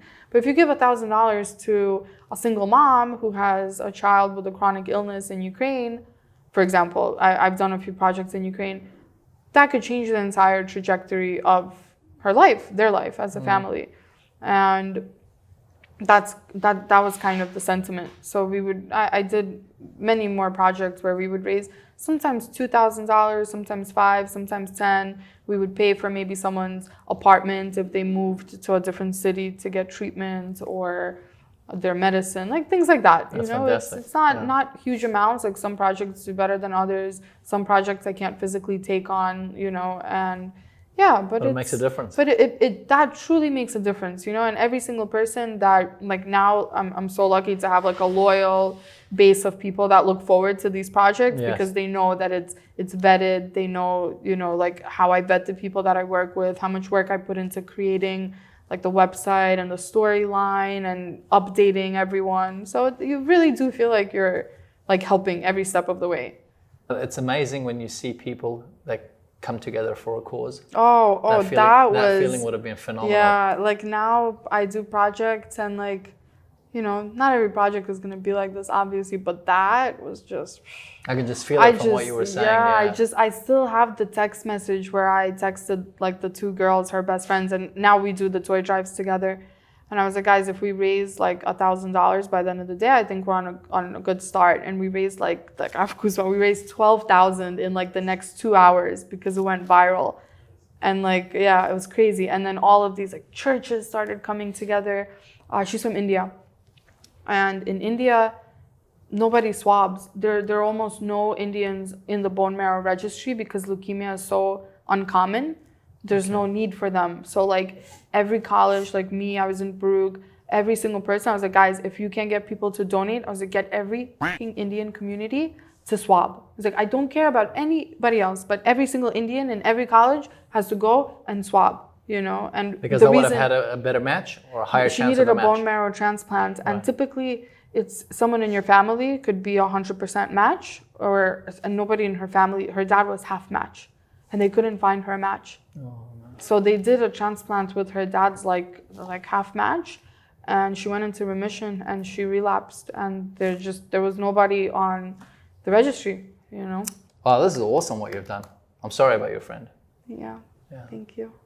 Man, this reminds me of Alex Scott. You know her story? No. So Alex was a child. She was born in 1996.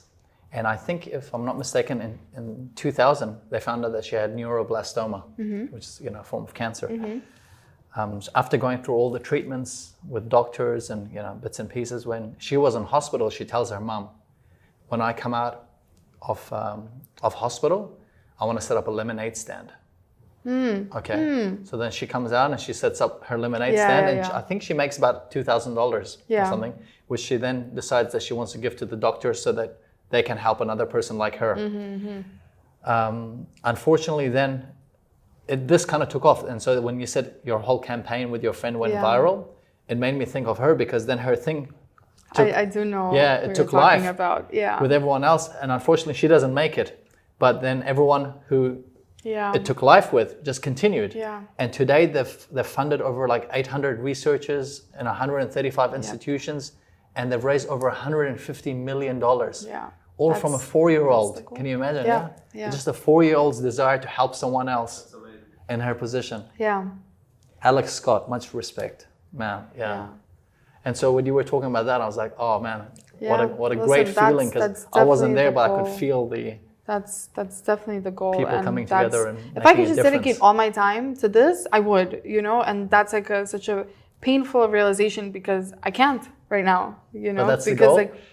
that's the goal. If my goal, when I was working in finance, my goal was to save all my money, retire early, and continue doing charity work. Okay.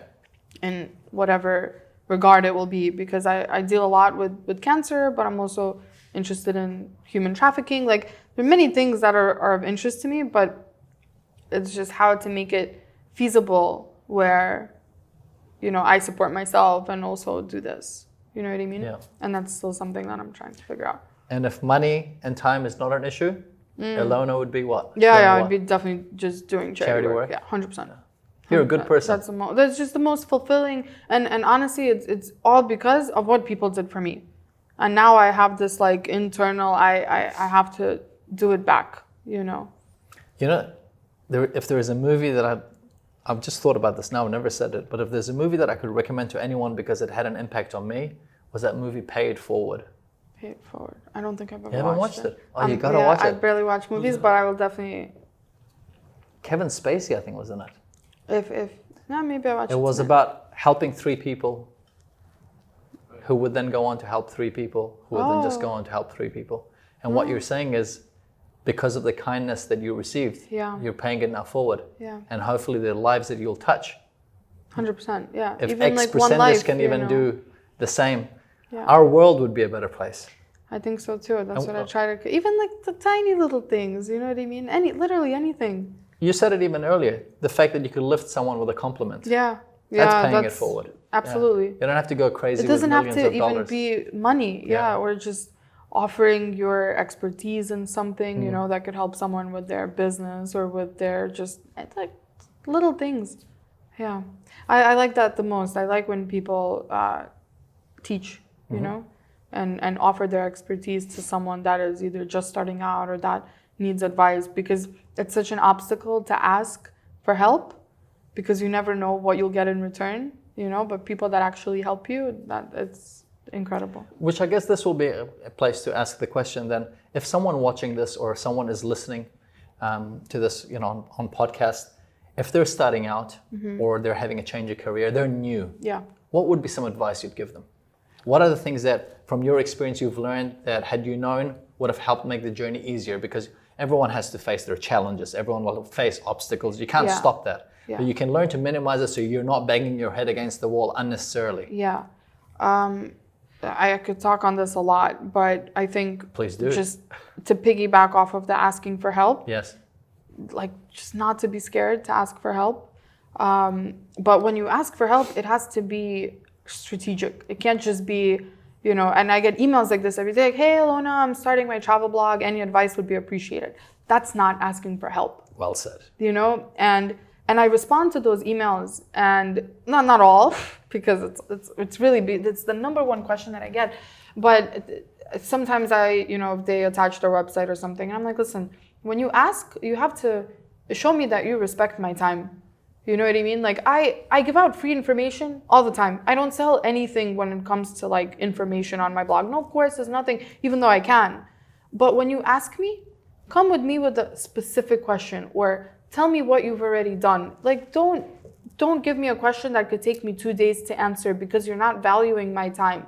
And if I'm gonna take any time out of my day to respond to you, it better be a well-structured question that I could read and be like, okay, this will take me 5 minutes to respond, I could respond. Or even if it takes me 30 minutes to respond, like I've had people write out such phenomenal emails to me that I would respond and be like, let's hop on a 5-minute call. Like I'll give you 5 minutes of my time, I will explain, because you worded this perfectly. I could see that you're heading in the right direction. And honestly, I don't want to even type out my entire answer. I'd rather just like jump on a call and talk to you. Yeah. And what makes that stand out? Like what is it in that email to say someone wants to reach out, whether it's yourself or to people they're inspired by and they want to reach out for some advice? Yeah. How would you structure? Like what is an example that stands out in your mind? So one, I do like when people put forward that like I value your time, and I do this a lot in my emails. I say something along the lines of like when I'm even pitching to hotels, for example, like I recognize you get emails like this all the time, and I appreciate you taking a moment to read mine. Mm-hmm. Simple sentence, but you read it and you're like, okay, like I'm gonna take a moment to read this email because you're very respectful. So anything along the lines of like, thank you for taking your time to read my email, or I know you get many emails like this, or or even if you say it straight up and say like, I really value your time, and I promise I won't take too much of it in this email. And that should be your opener. That should be right in the opening, not at the end. Paragraph. Yeah, and at the end. Literally, like as many times, like I always end my emails with, thank you for taking the time out of your day, or thank you for taking a moment out of your day.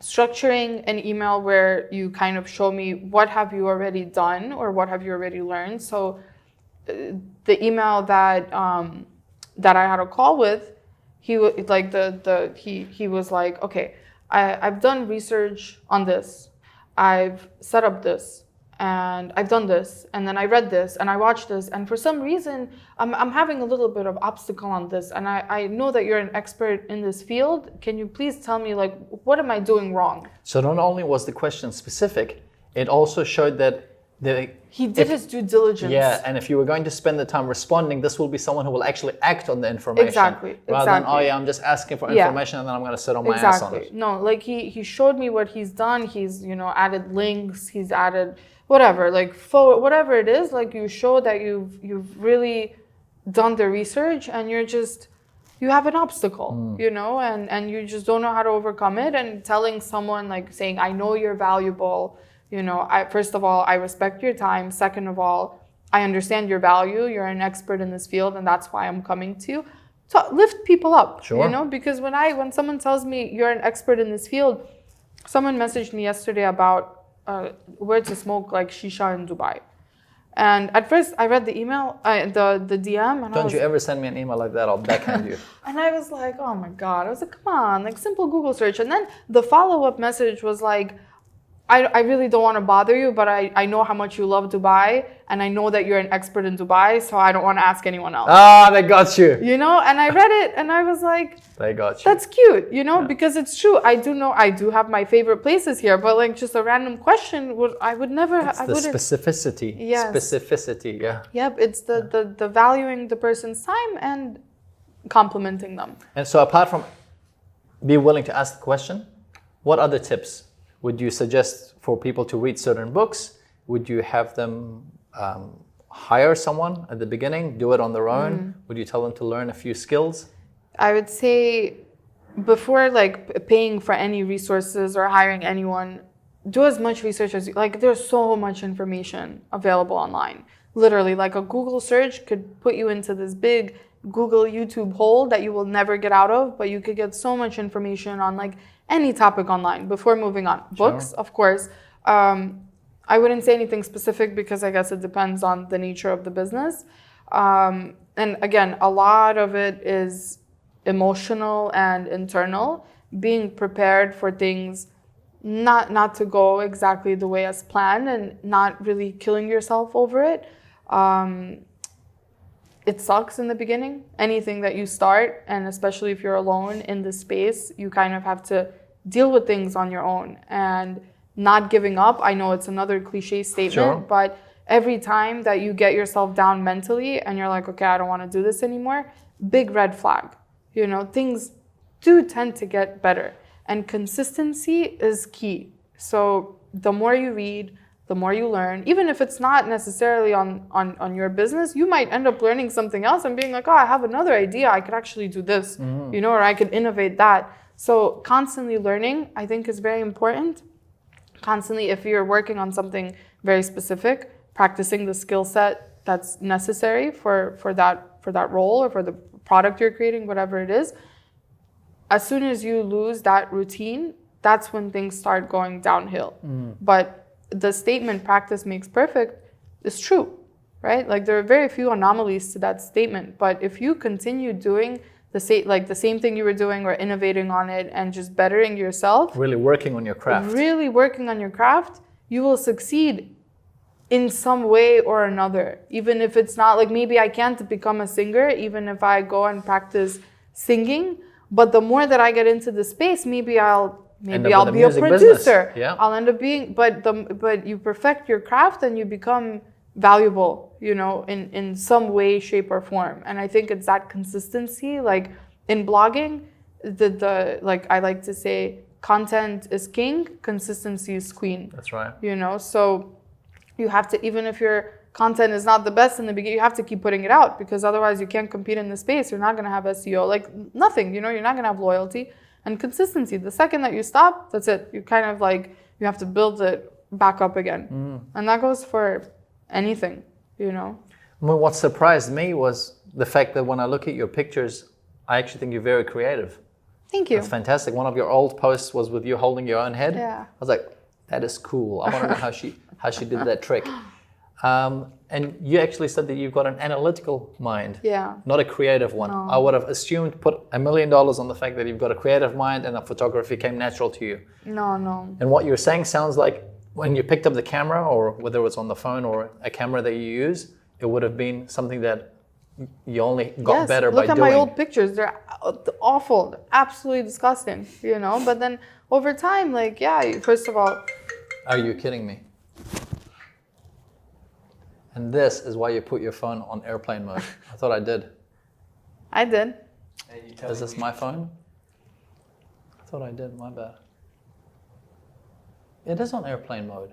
You should be ashamed of yourself. It was on airplane mode. Yeah. Going off in front of your guests. I Yeah. apologize. Well, that's a first as well. But yeah. I've had a first. But yeah, like my pictures they're gross when I first started, and it's crazy because I was already getting like brand deals back then, you know. And I look back and I'm like, this is horrible. I was like, why would anyone work with me? Yeah. But then you learn, and then you look at other people, and you get kind of like motivated, inspired, and yeah, you just continue working on it. And because if you never start, you don't have a chance. Of getting better. But it's like really like sticking to that routine. And I fall into the trap of sometimes taking a little bit of time off, and it's really hard to bounce back. You know, so for me, like rest days, like even this trip, a lot of it was like the Saudi portion of it was leisure, and I'm still feeling, you know, like I'm still here. Yeah. You know, like peaks and troughs in finance, like I am definitely like, if this is like, I'm here, right, still moving up. And that's all because I messed up my routine when I was there, and I wasn't doing things the way that I typically do them, and I lagged. I fell behind. And it's the law of gravity. It applies to everyone. Yeah. You can't go to the gym and then do like a month and then go, okay, I'm done for the rest of my life. Exactly. It's like brushing your teeth. Yeah. It's continuous. Everything. You gotta keep like at it. getting good skin, like even the tiniest things, like you just have to constantly do the same thing to be better. Yes. To make yourself better. You touched on challenges, obstacles, dark times, or marinating in your thoughts. What keeps you going? What keeps Elona going? I think for It's easy me, to it's quit. the longing for freedom, right? Okay. And it's not necessarily financial freedom. Like it used to be a goal of mine before. Like it was always like money, money, money, because money would lead to freedom. But now I think it's just freedom of doing this, like being able to travel, being able to say, okay, next week I want to go here, I want to experience this. For the rest of my life, like I want to feel the way that I do now. To be able to travel, to experience, and to be connected to everything, but attached to nothing. Nice one. Yeah, and that's what keeps me going, because knowing that I have to be like tied into something, it kills me, like knowing that I might have to be anchored, like I just hate that. Like I'm thinking about it now and it angers me, like knowing that so many of my peers are in this, I don't want to say rat race, but that's definitely the term. They're tied into debt, or they're tied into loans, and they're tied into a lifestyle where they're constantly dependent on something in one way or another. And right now I have this like pure freedom, that I'm working for and that I'm building for and I have no idea where this is going to go. But you're not tied down by weights. But I'm not tied down, and bad debt or knowing that, I definitely have made bad decisions, definitely have bad debt, but I know that somehow I just figure things out, and I figure out how to make this lifestyle work. And I'm sure this is not going to be my lifestyle forever, but I want to make sure that anything that I do in the future, I will be free to do it. And it's a privilege as well. Like I'm privileged to live where I live. I'm privileged to have like the passport that I have, the family that I have. Like it's not a right for many people. Sure. And just appreciating that fact. Yeah. So it's not easy to keep going though. Since you brought up money, what's your advice on money? Save as much of it as possible. Well, my advice on money is no debt. Like, stay out of debt, because that is the biggest anchor that you will experience. Especially when you're having debt buying dumb shit. Yeah, 100%. Saving money is important. I'm not like an advisor, so no. Just from your perspective, I mean, you're not in the States, so we don't have to worry about this. The financial obligations or financial advice. Use your common sense. I think. But from your perspective of what you've the learned, basic like Googling personal finance and learning as much about personal finance as possible, saving money, investing money, and staying out of debt. I mean, it's very obvious, but in the grand scheme of things, like this is probably the top 3 rules of personal finance. you mentioned bad decisions. Is there a bad decision that you can reflect on, whether it happened recently or in the past? Could be in any aspect of your life, where you made a bad decision, realized it was a bad decision, and you had to pivot from it. So perhaps the lessons you learned and then how you dealt with that bad decision. Because sometimes it could be seen that people who are doing well don't make bad decisions. It's just a series of great decisions, great decisions, great decisions. Whereas I make bad decisions on the regular. I've lost a lot of money, for example. I've failed in many businesses. I've made bad decisions in having relationships. I've had bad decisions in having friendships. But then I questioned what happened, and I thought to myself, and to use your word, I marinated on those thoughts, and I said, okay, I don't want this to happen again. What am I going to do? And as a result of it, I've developed these filters. A few months ago, I was traveling, and while on tour, I had a friend with me, and one of the things she noticed was, she goes, I noticed that the friends you have are all very kind. I was like, that is interesting, you're right. The people that I meet with and I hang on, they're all very kind. And I go, it's because many years ago, it became very clear that my kindness was going to be a top value for me. If that person is kind, I like him. If it's in a relationship context, I'm turned on by it. If it's in a business dealing, that's what I gravitate to. Yeah. So apart from me expecting other aspects of you to have in terms of business understanding, the fact that you're a kind person actually is quite high up. Yeah. So that has become an automatic filter where I no longer even have connections with people who are not kind. But this came about from making bad decisions in the past. Right.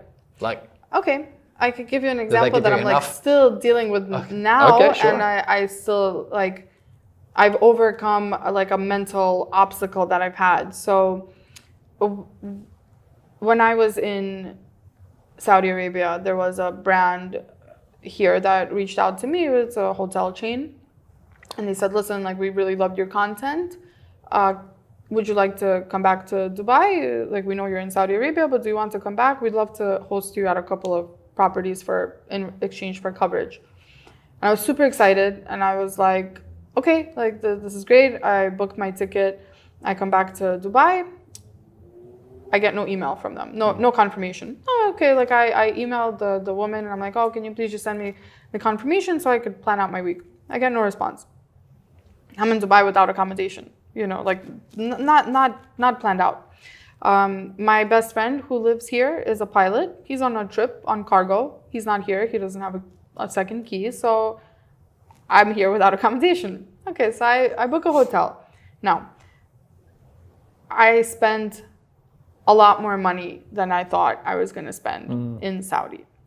So when I came here, my intentions were not to spend more to money. spend money on really much at all, especially now during peak season when all the hotels are either like at their maximum price Sure. points or just sold out And last completely. minute, you're not going to get deals. So she doesn't answer me for one day, so I'm thinking, all right, let me just book a hotel for one night and hopefully tomorrow morning we'll rectify this issue. The next morning I don't get an answer. And then the weekend came.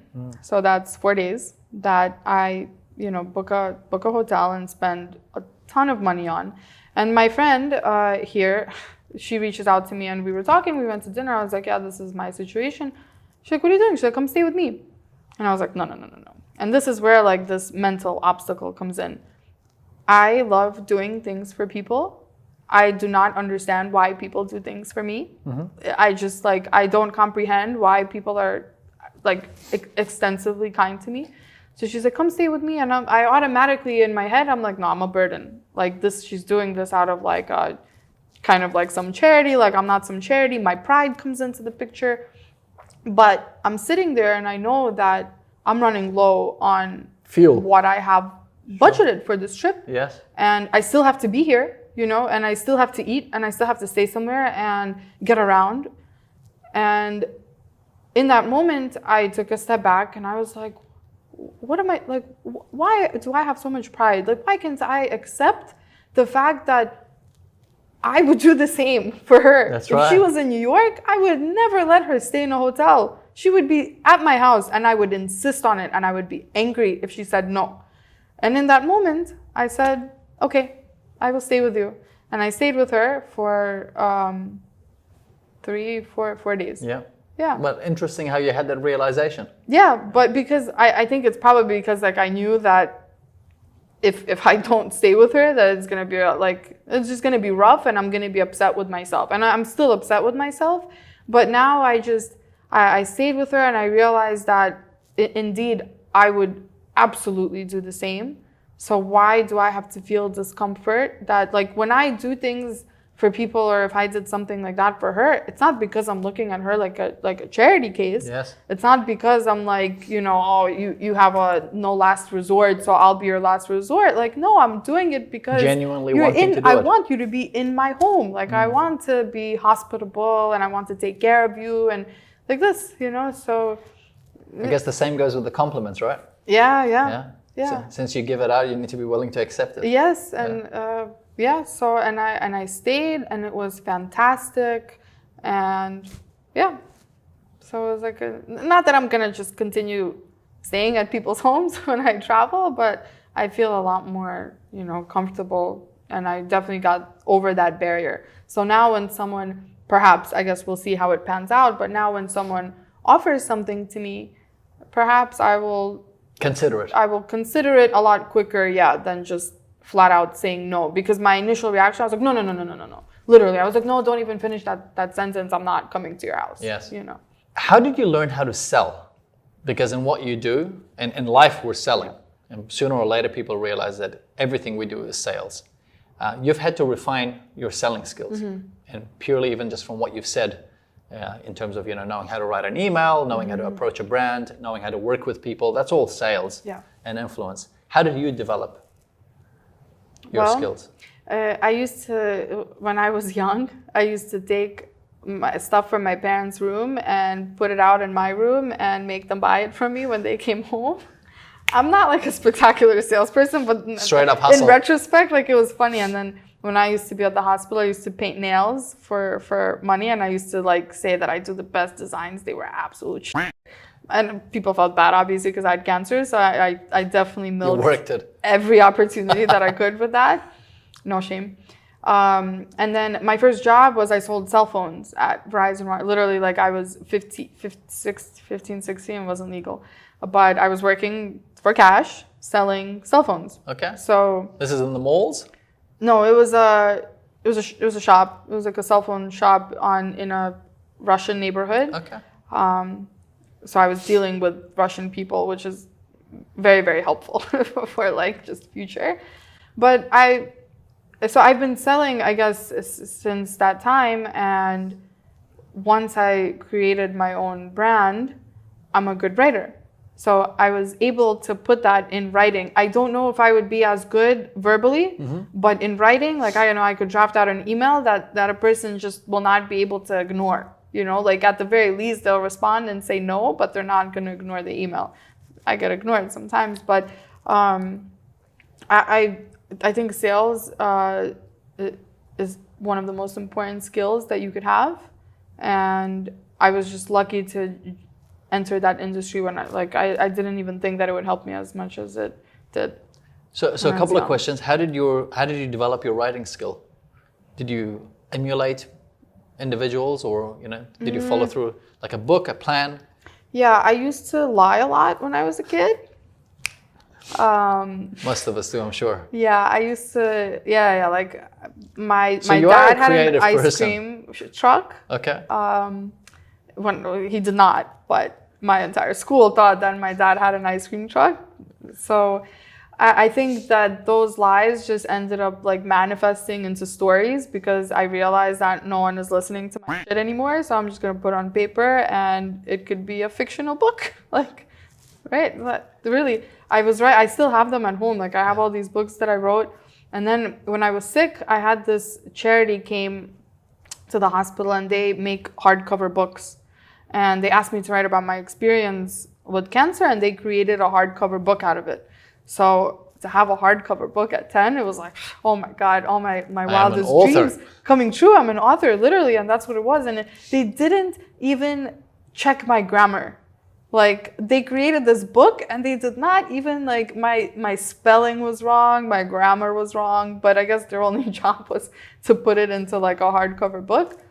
So I think I've just been writing since I was young, and then I had a diary when I was sick. So I used to let out a lot of like my thoughts onto paper, and that's it. And then it kind of just transpired. And then in corporate, I had to learn how to write corporate emails. So that was very helpful, because training. Yeah, because I see some of the emails that come out to brands, and it's a disaster.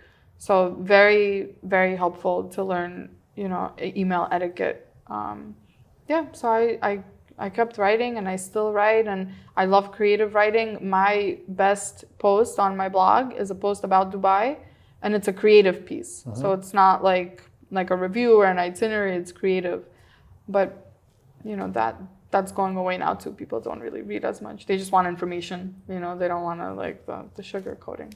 Yeah, give me a minute's worth of information in a second. Let's make it real quick. Yeah. Selling mobile phones in a Russian neighborhood. How did that help you? Well, Russian people are very demanding. Okay. So I think the number one lesson that I learned there was patience. And patience is so important. And listening you know, like not interrupting. I still learn that from time to time because of the nature of how much I have going on in my head. If you're talking, I don't want to disrespect you by interrupting, but I really like need to get that thought out because I'm gonna forget it in this whirlwind of things. The internal struggle. It's tough. It's tough. But in an environment where you're selling something, when you listen to the people's needs and their like complaints and griefs, and you just listen, and the complaints could literally come into here and come out of here, but when you listen, people love you, you know, especially like older Eastern Europeans, because nobody else in their homes listened to them, so they would come to the store and they would, you know, and they were all my friends. I was like the #1 salesperson in that store, not because I knew how to sell well, I just knew how to listen well. They would come in, they would tell me how their ringtone doesn't work, and how I was like, yeah, I'm gonna help you, you know. And but it's true. Like, it's funny, but it's true. You listen, and you really. Sometimes I helped with things that brought absolutely no value, like no monetary value to our store. And yes, perhaps like from an opportunity cost perspective, I would spend more time than I should, but they always came back. Yes. You know, and maybe they didn't buy something for the next 10 times they came back, but then that one time they will come and they will give you their business. Yeah, you were top of mind. So yeah, I think it's just like becoming a friend is very important, like listening and understanding, even if you don't understand. It's the power of being heard. Yeah. You know, and that's what people need, is they need to vent. Yeah, exactly. And Which is why like the bullying thing, like Yeah. some people just want to talk. Like they might come in thinking that there's something wrong with their phone, but really they're just dealing with a lot of shit and they don't know how to let it out. So they let it out on, you know, a 17-year-old child in a store. I still talk to many of them. I'm not kidding, it's been like a solid 10 years. No, it's been less than 10 years since I worked there. And people still sometimes ask me questions about their iPhones. Like, Ilonachka, like, I'm so sorry to bother you, but I'm like I'm like, I can't. Yeah. What are your hacks? You travel a lot. I travel a lot, and now I'm thinking, okay, I think I'm either getting too old for this, or I need to work out some travel hacks. What are your travel hacks for traveling, maintaining your energy, or keeping your energy, or sleeping well? Have you figured a few things out that could help those who are planning to travel or are traveling? So in the past, I was never able to sleep on like an airplane or anywhere, a bus, a car. I force myself to sleep now. So as much rest as I could physically get on an airplane, even if it involves taking medicine to put me to sleep, sleep is very important. Whenever I travel, like the first day, I always spend like no work. I relax, I go to sleep early, I try to wake up early just to get into the time zone as quickly as I can, and planning ahead. So I think the energy factor, like I see where you're coming from. Like now, even right now, I feel a little weak. Whereas 3 years ago, right now in Dubai, are you kidding me? I would have been like all over the place. I would have been walking up the Burj Khalifa. But I think structuring your day where you know exactly what you're going to do and when you're going to do it is very helpful. Just time management of whatever activities you're doing. But from like a perspective of health-wise, it's just... Yeah, I mean, do you have like, you know, certain habits? Obviously, you sleep early. I sleep early. I try to sleep early when I'm traveling as well because I like to shoot sunrise. Yeah, sleeping is the most important thing. Hydration, I think, has been...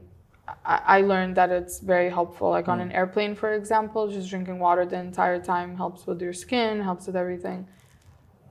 Yeah, because sometimes I wonder how the stewards and stewardesses do it.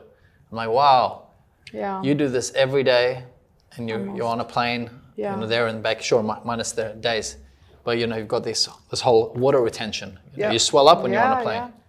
I mean, for me, I'm not even a model. I'm not anything. I'm not a girl. But I swell up, and I'm like, oh my gosh. And I'm on a plane a lot. I'm like, how do these guys do it? I just accepted it at this point. Or how do you deal with, you know, swelling? Or is there a way to minimize it? It's true. It's a valid concern, and people ask me all the time, like, oh, you're on a plane. Maybe it's just a part of like my character and my personality. Like I've just accepted it. Like if I have to get from point A to point B, and I'm going to be tired and I'm going to suffer a little bit, That's just part of it. That's just what it's going to be. That's the price You know of what admission. I mean? But for me not to go somewhere because I'm thinking the flight is too long, no, that's never going to happen. Like 17 hours, 18 hours, fine. Yeah, that's a good one too. Like having something to watch. I'm not big on like I don't watch TV at all. At home, but I started watching like short series on airplanes, and wow, my flights just go by so much quicker when I watch a full series. Yeah. So that's, even if like you don't watch shows, like I never did, now on an airplane, that's what I do. This came about just when I face a frustration or a challenge or I make a mistake. Now I just go, okay, how could I have done this better? Yeah. And it was just, one time I was stuck in a plane where the TV thing wasn't working.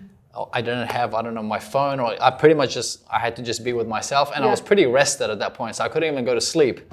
I'm like, I do not want to have self-talk for the next 8 hours. Yeah. I want to be engaged with something. I didn't have a book. There was nothing. And I'm going, okay, how am I going to do this better? All right, next time you're going to download a whole like TV series and have it on the phone so that if that doesn't work, you have something. Yep. Next time you're going to have a battery pack. Just to have it, even if you, I watch air disasters when I fly. Oh, wow, I would never do that. People, I've had people move away from me before. I'm not kidding, Especially on Norwegian, you could connect your phone and the big screen turns on, and I just, like, that's my favorite show. Like, I don't care if I watch an airplane crash while I'm in an airplane, because if my airplane is meant to crash, it's going to crash. Like, that's just how it's going to happen. You know, like, watching is not going to, like, change. Yeah, people have moved away from me. I would move away. Yeah, people get really uncomfortable. I didn't realize people get so uncomfortable. But you see, that's a good strategy. Yeah, to get people to move away from you. Watch air disasters. Yeah. A philosophy that you live by, like a guiding philosophy, or it's a quote that you might have read somewhere, something. I have two.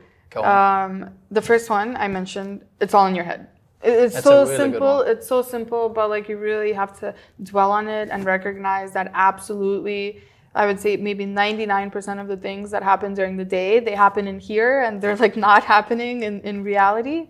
And how you interpret things, how you react to things, it's all a byproduct of how you think about them. And if you simply change the way you think, it will change your mood. It will change the outcome of these. So it's not always easy. And of course, there are like actual like chemicals that come out of you that create certain feelings, but they go away, right? Like eventually they disappear. And that's when you're stuck with, okay, now how am I going to rationalize this where I don't continue to feel sad, or I don't continue to feel angry, or move on from this quicker. And then the second one is living a selfishly selfless lifestyle. Okay. And I heard that my friend told me this a long time ago. And he's like, he's like, I completely respect people that live a very frugal lifestyle and they put everything aside and all they do is like give back to society, or they don't care about materialistic things. He's like, and I respect it. He's like, but I do like these things and I have every right to like them. That's and right. I have every right to eat at, I don't know, Michelin star restaurants and stay in penthouse suites if I want to, and I have no reason to rationalize these expenses to anybody else because they're my own. But he's like, I always give back. He's like, I'm an active member of my community. I do a ton of charity work. He's like, so I'm selfish with myself, but I'm selfless with like the world. And I just remember that quote and I'm like, it's already kind of a lifestyle that I'm living, but I could never justify it in such a pretty phrase. Sure. And it's not always like that, but like I said, like I could live in a yurt in Mongolia, I could go camping right now in Fujairah and like not have anything, but I could also go be in a suite and I could do this and I could buy that if I want to. Take care of yourself and take care of others. I could take care of myself and I could take care of others. Exactly. And I think that's like, to me, that's the best way to live, but if someone is comfortable being in like a very simple space with no material, that's fine. It's your right. Just like it's my right to do basically anything that I want in my life, so long as it doesn't adversely impact anybody else. Sure. Yeah. Well said. Yeah. Well said. Ooh, that was well said. Wow. I'm proud. You should be. What about maximizing travel? So say, you're about the whole long weekend escapes.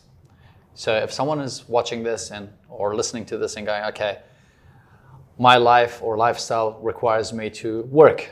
Mm-hmm. And so far I've been working really hard and focusing about that one escape a year. Yeah. I want to try what Elona has talked about or is doing. What's your recommendation in terms of being able to create that? You've got tips or strategies on how to build that kind of long weekend escapes? Yep. So I think there's a couple of points. So one, there has to be the distinction between, am I going on vacation or am I traveling, right? I never thought of that. What you're saying makes sense. I never thought that it's different. So maybe you can tell me what the difference is. When you're going, like when I was doing long weekend trips, my long weekend trips were structured where I could see, for example, as much in Paris in 3 days as a typical human can probably see in a week. But that's because I'm traveling. Like I'm there to experience Paris. If you go on a trip and you like to sleep in and have a long breakfast and go to the spa, you need a vacation. Good distinction. You could still do a long weekend trip, obviously. But it's a vacation. But it's a vacation. So if you're traveling, then your days are going to be very structured, very busy, which is great because you get tired quickly, you go to sleep early, you wake up early, you start fresh, and you bang it all out, and it's doable. It's not for everyone, but I think it's worth trying because you almost get excited, like how much can I take off today? Like how much can I see in Paris, or like how quickly can I do all of this? And to be honest with you, you can do a lot. You could do a lot. Yeah. I like museums, so my life is more difficult because I spend so much time indoors. But if you're just kind of ticking off areas, you could do a lot. But this is really interesting because it sounds simple, but making the distinction about what kind of whether I want to travel or have a vacation is actually important. Exactly. And then the second thing is basically finance, right? Like financials. The way that I started traveling was I was willing to go anywhere. Okay. Like literally, you could name me any country that was within my budget, I'm gonna go. Skyscanner. Yes. Yeah. New York City. Everywhere. Yeah. And just by price. That was my thing. And then after Skyscanner, I signed up for there's this guy in the States, Scott's Cheap Flights, and what he does is he sends out airfares sometimes. Like my Singapore flight was an airfare. It was a mistake fare on the website, but you could buy it and they what's it called? Honor it. Honor it. That's the word I was looking for. This guy has what? He's got a website where he just sends his database? He sends, it's like a newsletter. Okay. But he sends it as soon as he finds, his team finds deals, they send it. What's it called? Scott's Cheap Flights. He's fantastic.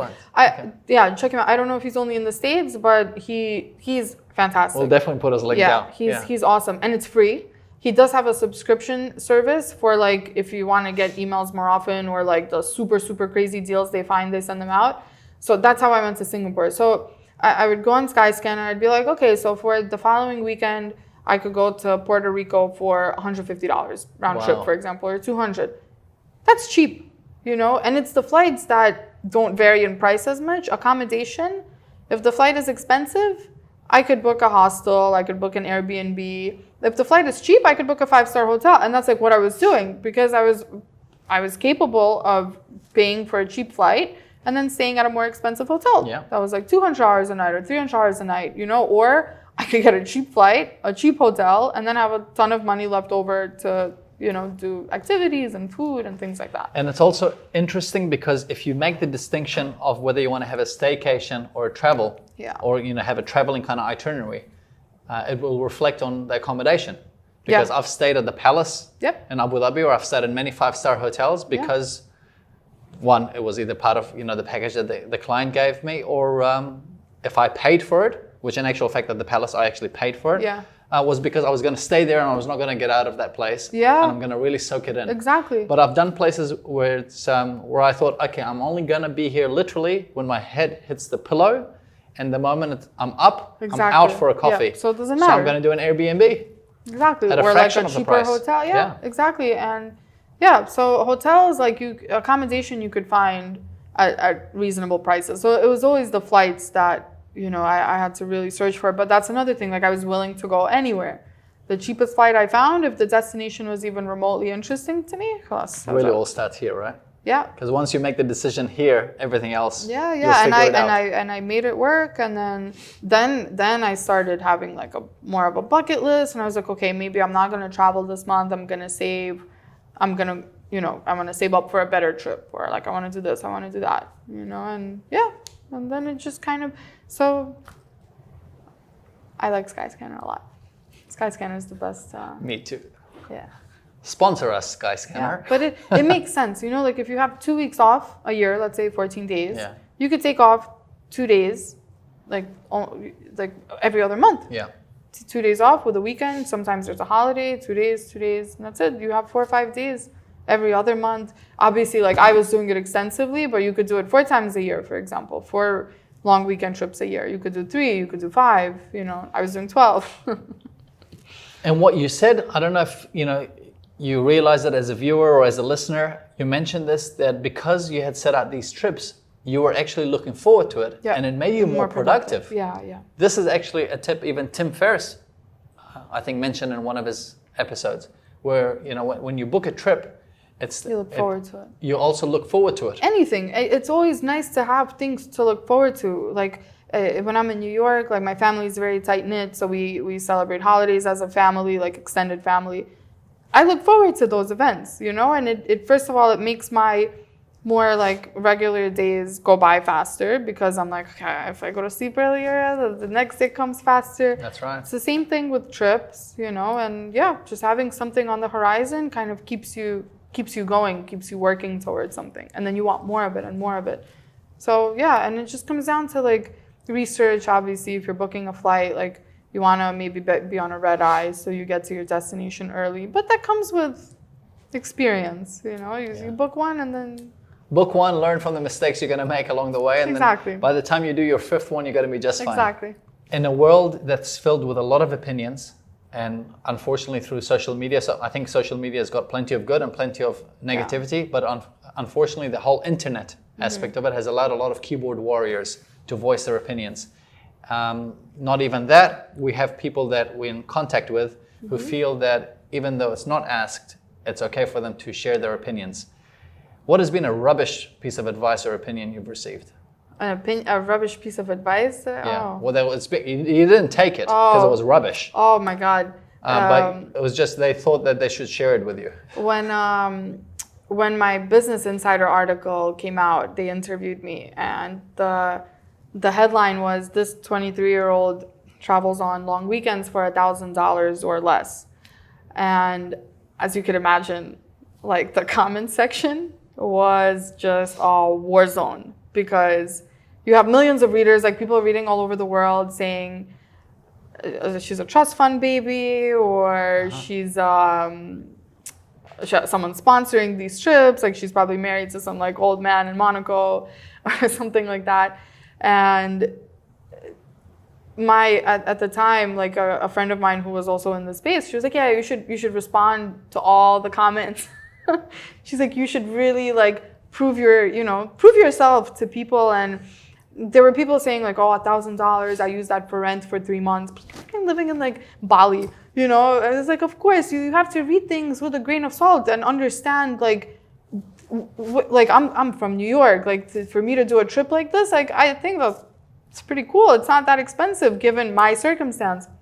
But yeah, this girl was like, you should definitely respond and tell them that, this is not who you are. This is not worst advice ever. I never read like nothing, no comments, which is sad because there were many positive comments, Sure. But the people that like really wanted to leave a positive impact on me ended up emailing me or messaging me or something like that.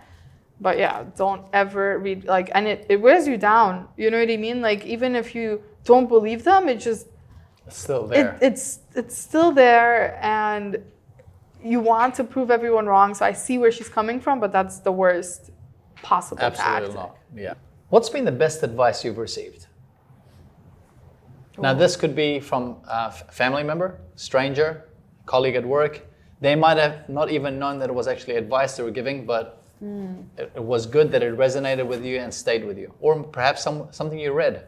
The piece of advice that always sticks with me is to to be kind to absolutely every single person you meet, because you never know what they're going through, you know, and that sometimes even if people act a certain way with you that may be off-putting, like you never know, you know, the girl at the front desk, or maybe her mom got diagnosed with cancer last night, and she has a hard time, you know, mitigating her negative emotions. Yes.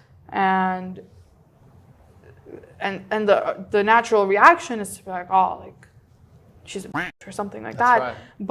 But it's admirable when you could think that, because it's natural to think that, but it's admirable when you think that and then correct yourself in your head and be like, okay, like, yeah, she's acting foul, but maybe something happened today, and, you know, give her that benefit of the doubt. Yeah. This reminded me, actually, my brother, maybe a month ago or so, he went downstairs to get coffee. I had gone downstairs to get coffee about an hour before that, and the person that was serving the coffee wasn't the friendliest of individuals. When he served me, I was like, in the back of my head, I didn't say anything. I was like going, it feels like he's doing me a favor. Yeah. I mean, I'm here, I'm a customer, I'm paying for a coffee. Right. He doesn't want me to be there, and it feels like I've walked into his house unannounced asking for a free coffee. Yeah. That was the feeling. But an hour later, when my brother went down to get coffee for himself and me, he comes up and he goes, and I realize I'm in the mistake, and I'm like, I'm going to keep this in. This is what I have to deal with. And I was going to leave it for the trollers online, so they can correct me. So you could respond to them. Yes, I can respond to them and justify my worth. Not. So he goes, he brings up the same guy, and I was like, oh yeah, that guy downstairs who's not very friendly. And he goes, yeah, and I had that thought, but you know what? I decided, you know, he was saying, I decided I'll just see what's up. And I go, hey man, how's your day been? And that's when the guy, I think he said, what did you tell him? You said, oh yeah. So he goes to him, he goes, hey, how you been? You look tired. And the guy goes, yeah, I've been working nonstop for the last 2 months. I haven't had a day off. Yeah. But my brother goes, the moment he said that, it felt like he had vented off, and his face had actually ended up actually with a smile, and it was a lot more friendly. Yeah. He just needed to get that out. Exactly. You really, really never know. Yeah. And it made me think, I was like, oh, Kev, you could have done better. And that was a lesson I learned. You know, exactly. Okay, yeah, that was rude of him, but you just don't know. Exactly. And so next time, even you can like perhaps here, do better. Uber drivers, the first time that I came to, I remember, we were driving from Dubai back to Abu Dhabi, and our Uber driver was just not talking. And I always make conversation, and I never understand, like, when people post like memes about wanting their Uber drivers to be silent. It's the most frustrating thing that I see, especially like when I see my friends doing it, but besides the point. And so I was with my best friend at the time, and we asked him, like, you know, how are you, and he was like, you know, customers usually never talk to me, you know. He's like, so I didn't want to interrupt your night.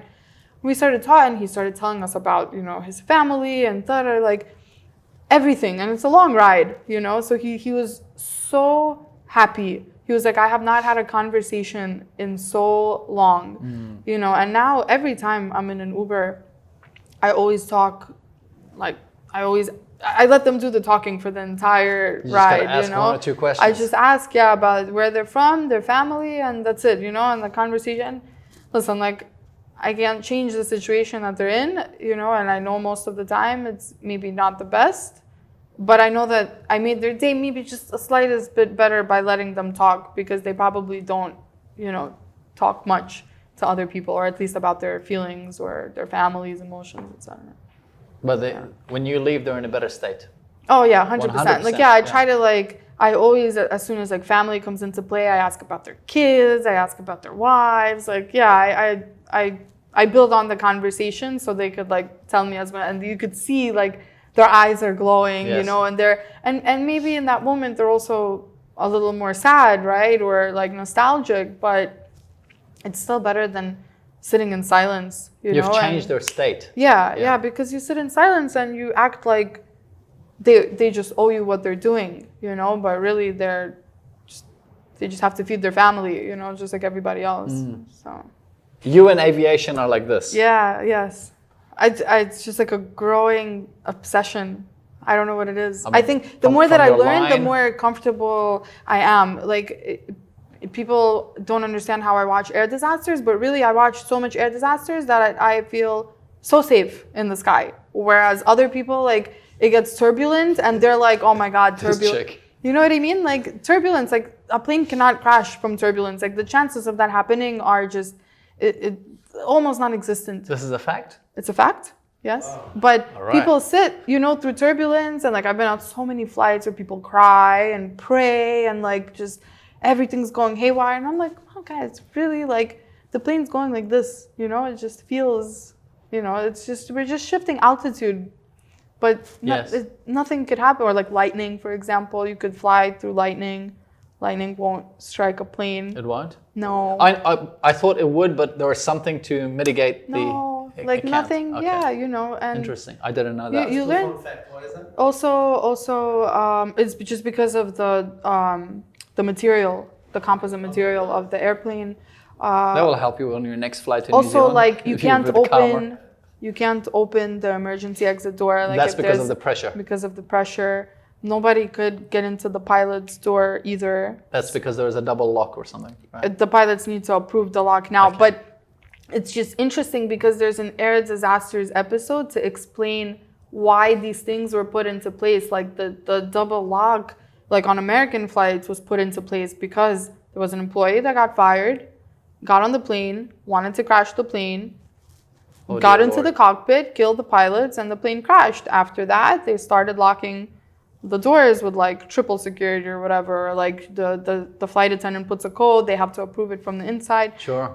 So things, you learn a lot. And you have a higher chance of crashing. It's usually a takeoff and landing anyway. Takeoff and land. Yeah. I must admit that I used to have an issue with turbulence, and then a fellow speaker, I can't remember even who it was, but we were having dinner and it just came up in conversation. It even wasn't a question I asked, but I was just having dinner and he goes, do you know all turbulence is just, the plane goes like that and it's a wave thing. I don't know how he explained it. It just made it sound simple that we're just gliding down. Yeah. Or gliding up. Or there's a crosswind that's coming in. Yeah. Yeah, it's an uncomfortable that feeling. Helped me immensely. But knowing that you cannot, you can't crash from like the plane is not going to go down from turbulence, you know, and I think people have a really hard time processing that because it feels like there's so much motion happening, especially when things start falling, This is pretty cool. Can we show it? Of course. It's my That's pretty cool. Luggage tag. And that's how the whole thing about you and aviation being like this? Yeah, I have this. I have another custom case with all my stamps on it, like my actual stamps from the countries I've been to and the dates on them. I collect aircraft.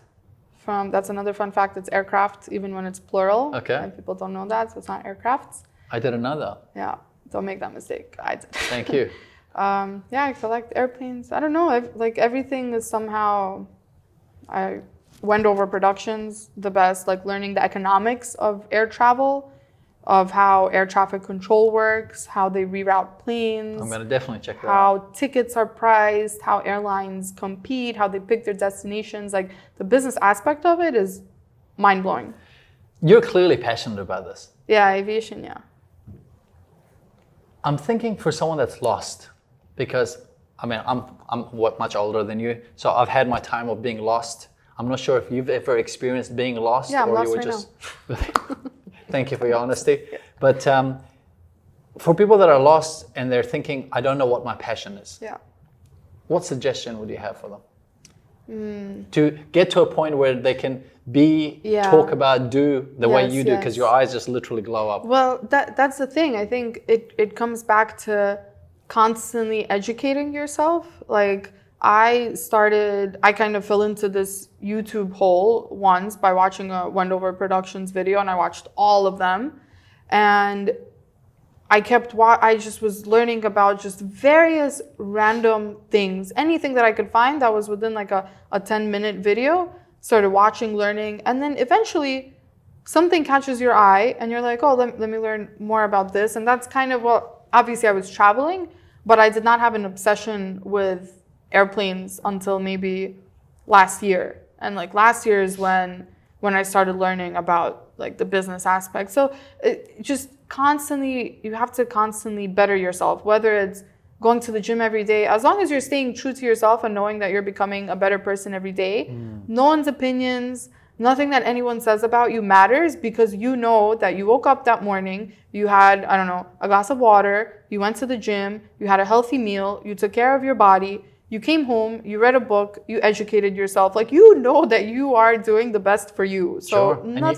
And you're going to sleep better than when you woke up. Exactly. And the more that you start like reading, watching, learning, at some point, like if you do enough of it, you will find something that catches your eye. And I'm almost certain of it, you know, and then that's it. And then you build on it, continue researching, pivoting. And it's only a matter of time, but you got to give it a go. Yeah, you have to. You can't sit on your bum and go, I can't find my passion. Yeah. Or you're definitely not going to find it sitting there on the chair, not doing anything. I do really appreciate YouTube a lot more now.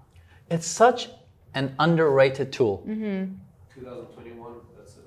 No, 80% of searches will be. I'm not talking about just searches and talking about from a figure of business and stuff. It's just an underrated tool, just like Just to learn. sleep on it being a powerful strategy that most people just overlook. It's an underrated tool because people have become salsa champions, salsa being a dance, salsa champions without even taking a single class. I heard of this guy who became a salsa champion by just watching YouTube videos and learning it at home. Yep. That's amazing. But it's that switch where it goes, I want to do this. And then from there on, if you really want to know about something, it's all there. You've said it, information is just free. Yep, exactly. I had a question and I completely forgot about it, so I'll ask another question. Which is, you're young at the moment, you don't have any kids, but in the future you'll have kids. If that is the path that you're going to end up taking, I'm sure they will learn a lot from you. But if you only had the opportunity to teach them one skill, a trait, characteristic, or even just a thought for them to be thinking and building their life to have the best life possible. Yep. It could only be one. What would that critical thing be? I think it would be this, what we just spoke about, to just have that focus on every single day being a better person than you were the previous day, whether it's working out and just being healthier, whether it's reading another book or learning a new skill, but every day you have to be better than the day before, or you have to just continue on that trajectory of just bettering yourself. And bettering yourself is also by giving back, you know, and being like a better member of the community. Those are all ways that you kind of build this moral compass. Because if you're working on yourself, that's it. Like, there's nobody could say anything to you because you know like what you're doing every day to be a better person. That's super powerful. Yeah. That's super powerful. I remembered my question. Tell me. And my question was, or that came back to me was, what's the most common question you receive? And what's the answer to it? On like social media? Yeah, either social media or when people reach out to you. Is there one that stands out to you? Like you're going, okay, I got this 1,000 times. And how do what's I your become answer a to travel it? blogger? Not just a blogger. How do I become a travel blogger? Travel, yeah. My it's always, how do I become a travel blogger or influencer, anything in that like umbrella, under that umbrella. And like I said, if the question is not the way that I, you know, expect it to be structured, I either do not respond, or I offer constructive criticism on how they ask, or, you know, But just so your inbox doesn't get inundated, if someone watching this or listening to it is wanting to become a travel blogger, what would be your tip? Well, everything that I've done, I literally learned on Google. I'm not kidding. Like, and all of the information is out there. Like, saying, how do I become a travel blogger is common sense. You have to travel, right? You have to give valuable, there's so much space in this industry for everyone to join, you know, and so you have to travel, you have to give valuable information, right? You have to have quality content. You have to be really eager to teach someone something, because if you can't teach, then you know, you're kind of useless in this space, and that's what people want. People want to learn something from you, or they want to be inspired, or they want to know how to do something like quickly and save money on it. You know, those are kind of like the three things that people look for in content. And then everything else, like building a website, choosing a domain, paying for hosting, this is all available online, you know, and this is like not information that I didn't get this information from anyone. So I tend not to give out, like I have a guide online free that people could use. So I sometimes direct them to that link, but in general, you can find anything you need online. And it's only when you hit certain obstacles that you really you don't know how to get over, that's when I could come into the picture Where and I could help. can actually help. Yeah. You touched on it in terms of giving away content. And it was a thought that I have that when whoever has influence, whoever has a following or a fan base like yourself, there is a way where you need to connect with your audience. How did you develop that experience or that level of learning to express your emotion in a way, or your emotions in a way that connects with the audience? Well, I think I had this one, I always like journal or maybe sometimes write out my thoughts. And one day I shared them. I was in Hawaii and I was writing a blog, and I just, in my head, I remembered the moment where I was studying for my SAT exam, and that's the one to get into college. And I went to a tutor because there's like a very specific structure of the test. So it's more so preparing for the structure than the content of it. And there's a written portion of the test. And I remember taking a practice test and I wrote this essay, and like my tutor was like, this is so poorly written. She's like, I don't think you're gonna do well on the writing part. And I remember sitting in that moment and I'm thinking, wow, like I'm sitting here with 100,000 people reading what I have to say, you know, and like you told me that that my work at the time was such low quality that you didn't know if I would like even pass the written portion of the SAT.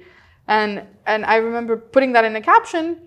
I didn't think it was anything groundbreaking. I just thought it was a funny story. Like, it's funny how things come full circle.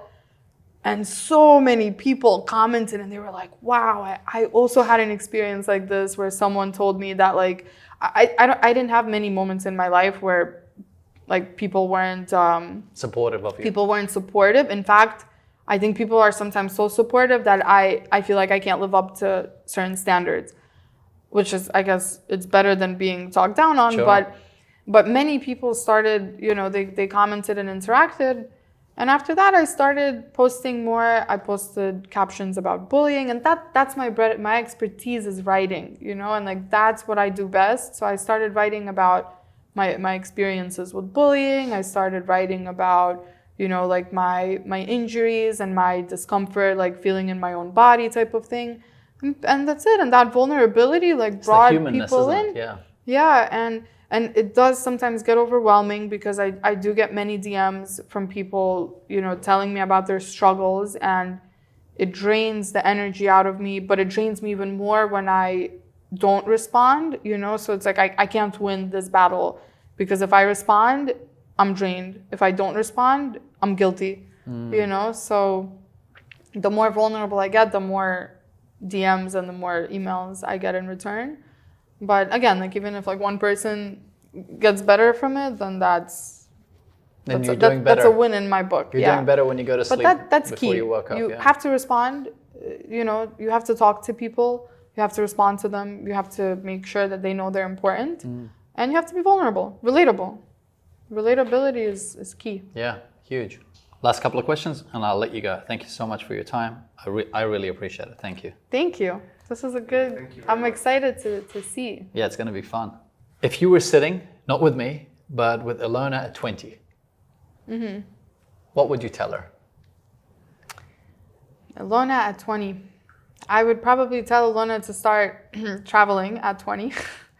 I would lay out a better financial structure for myself when I was 20. Because when I was 20, I feel like I was already in the workforce for so long, so I was making money and I was still so young and I had like no real responsibilities.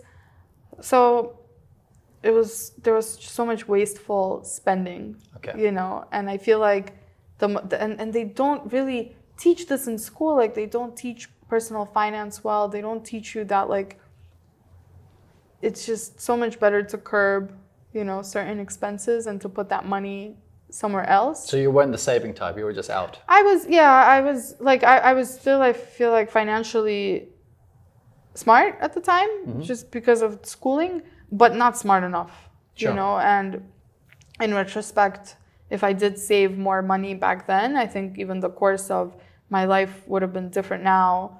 I probably would have had more than just a jewelry line, but that's the reality. Like I have ideas that I would like to work on, but it's the financial capital that it always the anchor down, Yes. and like not even the lack of it, but thinking that okay, if this comes out of my pocket and doesn't work, And that's the limitation. It's not like the lack of it, but what will happen if this fails? You see, and like I'm still learning to take my own advice. Like don't be scared of that failure. Like money will always come back in one way, shape, or form. It comes back, And if you don't try something, then you never know if it will even succeed. How will history remember Elona Carafin? So 500 years from now, Yeah. we're going to be long gone. It's going to be generations, many generations down the line. Yeah. History books, or however it's going to be displayed. Yeah. How is it going to read? Like Elona Carafin was. I like left an impact on a positive impact on as many lives as possible. That's nice. Yeah. That's really nice. Very vague, but nevertheless. We don't know Because the I don't kind have of like impact we have on people. Yeah, like I don't know, like I'm not curing cancer. It's not my goal, but I change people's lives in different ways and different forms, and it always varies. So the more of them that I could impact positively, that's the way I'd like to be remembered. If I ever figure out one specific way that I could just like change the world, then I will call you. You will let us know, and we will update this. And we will update this. In a world that is so distracted, if you had the world's attention for 60 seconds, what would be your advice? Oh my God, I would tell everyone to go to the doctor and get checked, just to have a physical exam, because people just, they care about their health. They go to the gym, they eat healthy. But then like something little happens and they don't get it checked out. And then when they do get it checked out, it's already too late. And I'm seeing this happen over and over and over again. And all it is just, it could be a simple blood test.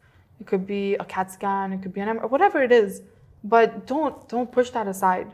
You're referring to cancer. I'm referring to, it could be cancer. It could be heart. Even I felt the tumor on my leg. And I thought it was I was 10. It was a bruise. I was a tomboy. Like I was constantly falling, playing sports. I didn't say anything about it. I told my father when I couldn't sit cross-legged in my class, when we had reading time and we had to sit pretzel, I couldn't do it because that's already how big it was.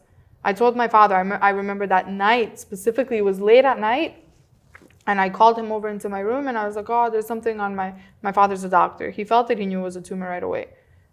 My doctors told me that if I waited another week or two, I would have been an amputee. Wow. Yeah. Maybe not even a survivor. Just now, my friend, his mom had stomach pains. By the time she came, she already had stage 4 and already metastasized, and she passed away not too long ago, last week. And this is all because like it was the same situation with my uncle. We set things to the side, especially when they're like small and you push them away and then you don't have time, or then it's too expensive, and then it's too late. And we also have the fear of unknown. Yeah, and it's the fear of unknown. So I would tell literally everyone, just go get a physical, even if it's once a year, twice a year, but just make that a priority over like a healthy lifestyle is absolutely, but at the end of the day, it's just a Band-Aid if there's, something worse inside of you. Well said. I'm super scared. I'm guilty of it. Yeah. To go. I know. It's like everyone's dentist. guilty of it. My friends are guilty of it. Yeah. But it just has to be done, especially in countries where it's available. Like there are places in the world where people really can't do this. And if you can and you have that privilege, like you know, for yourself, for your family, for your loved ones. I don't want to end on a low note, even though it's extremely powerful what you said. So I'm going to ask you another final question. Okay. And that is pretty much on what you left. What makes you happy? What makes me happy? Honestly, it makes me happy when other people are happy around me, like genuinely happy. Yes. You know, like in most of my cases, it has to do with travel. So I have the opportunity to take, you know, my friends, my parents on these like insane trips, you know, that they probably would never experience, and it also brings me back to earth because I go on all these trips so often that indeed sometimes I come into like a presidential suite and I'm like, it's cool, you know, but then I see my friend come in and they're like, oh my God, and I'm like, oh wow, okay, that feels even better. Back to earth, because that feels nice, and I just reminded myself, you know, to like really appreciate it. Oh, that's super good. Yeah. I really appreciate your time. Thank you. Because there's so much that I got out of it, and I really believe whoever is watching or listening, if they resonate with your voice, then they definitely would have got some really gems out of this. And they should reach out to me. And they should reach out to you. Yeah. And so before we close off, how can or where should people follow you if they'd like to follow you? Or to follow me, I'm on Instagram, instagram.com/Elona, Elona. What a cool username, right? Yeah. Early user, boom. It took me so long. Or Elona at elonatheexplorer.com. Very cool. But the email has to be well structured. Otherwise, she ain't answering it, and you should know Otherwise, this by I'm now. not answering. Do you have an ask of the audience? Do you want them to check out your jewelry line? Would you like them to check out your website? Would you like them to follow you? You know, in terms of My something or ask your project? actually would be, if anyone is impacted by anything that I said, to reach out to me and to just let me know. That's a good ask. Yeah, It's a very even good if ask. that doesn't have to be in a well-structured email. It could just be a quick note saying like, I watched your video and you changed this for me today, or like you made my day better, or whatever. Well, even if it's, you know, your voice is terrible, it's fine. Constructive feedback. Just positive ones, thank you. What we'll do is we'll make sure that your website, jewelry line, and bits and pieces is all placed in the show notes. Awesome. So Thank that's you. going to be cool. Folks, I hope you got value out of this. I think you would have got value out of it. I got immense value out of this. What I do recommend is you go through this video a second time, or listen to the audio if you're listening to it driving or going to the gym a second time, because I guarantee that every time you do this, you will get even more value out of it. Elona dropped a lot of gems. Some of it were said quickly. Some of it may have sounded simple, but believe me, I'm in the line of motivation, productivity, helping people go to the next level. I can tell you that it's the simple things that bring about significant results. So watch over it a second time, listen to this a second time. As usual, I'm gonna make the summary notes available on our website. Go to kevinabdulrahman.org/podcast and type in Elona. This podcast will come up and you'll see the summary notes that will be made available for you. You know that this show is not about showing off. We hope to help you get inspired, get informed, and get going. If you have any questions, please put them down below the video. I'll answer them if I can. If you can, maybe you could help answer them. My pleasure. I will do that. Yeah, we'll do that. We'll get on the socials and we'll answer them for you. Until the next episode, remember this: be kind, be ambitious, be grateful, and in the words of Snoop Dogg, if you're breathing, you're achieving. It's true. I love that part. It's freaking awesome. I love it. Oh. That's the one. Yeah. I'm Kevin Abdulrahman. This is How Do They Do It? All right? Awesome. Nice. When she says the Arabic words, sounds like an Arab. I'm like, damn. Everyone thinks I'm either Lebanese or Syrian. Like in Saudi, everyone spoke to me in Arabic. And I had my name in Arabic, and then I have the Saudi emblem on my, so it was like...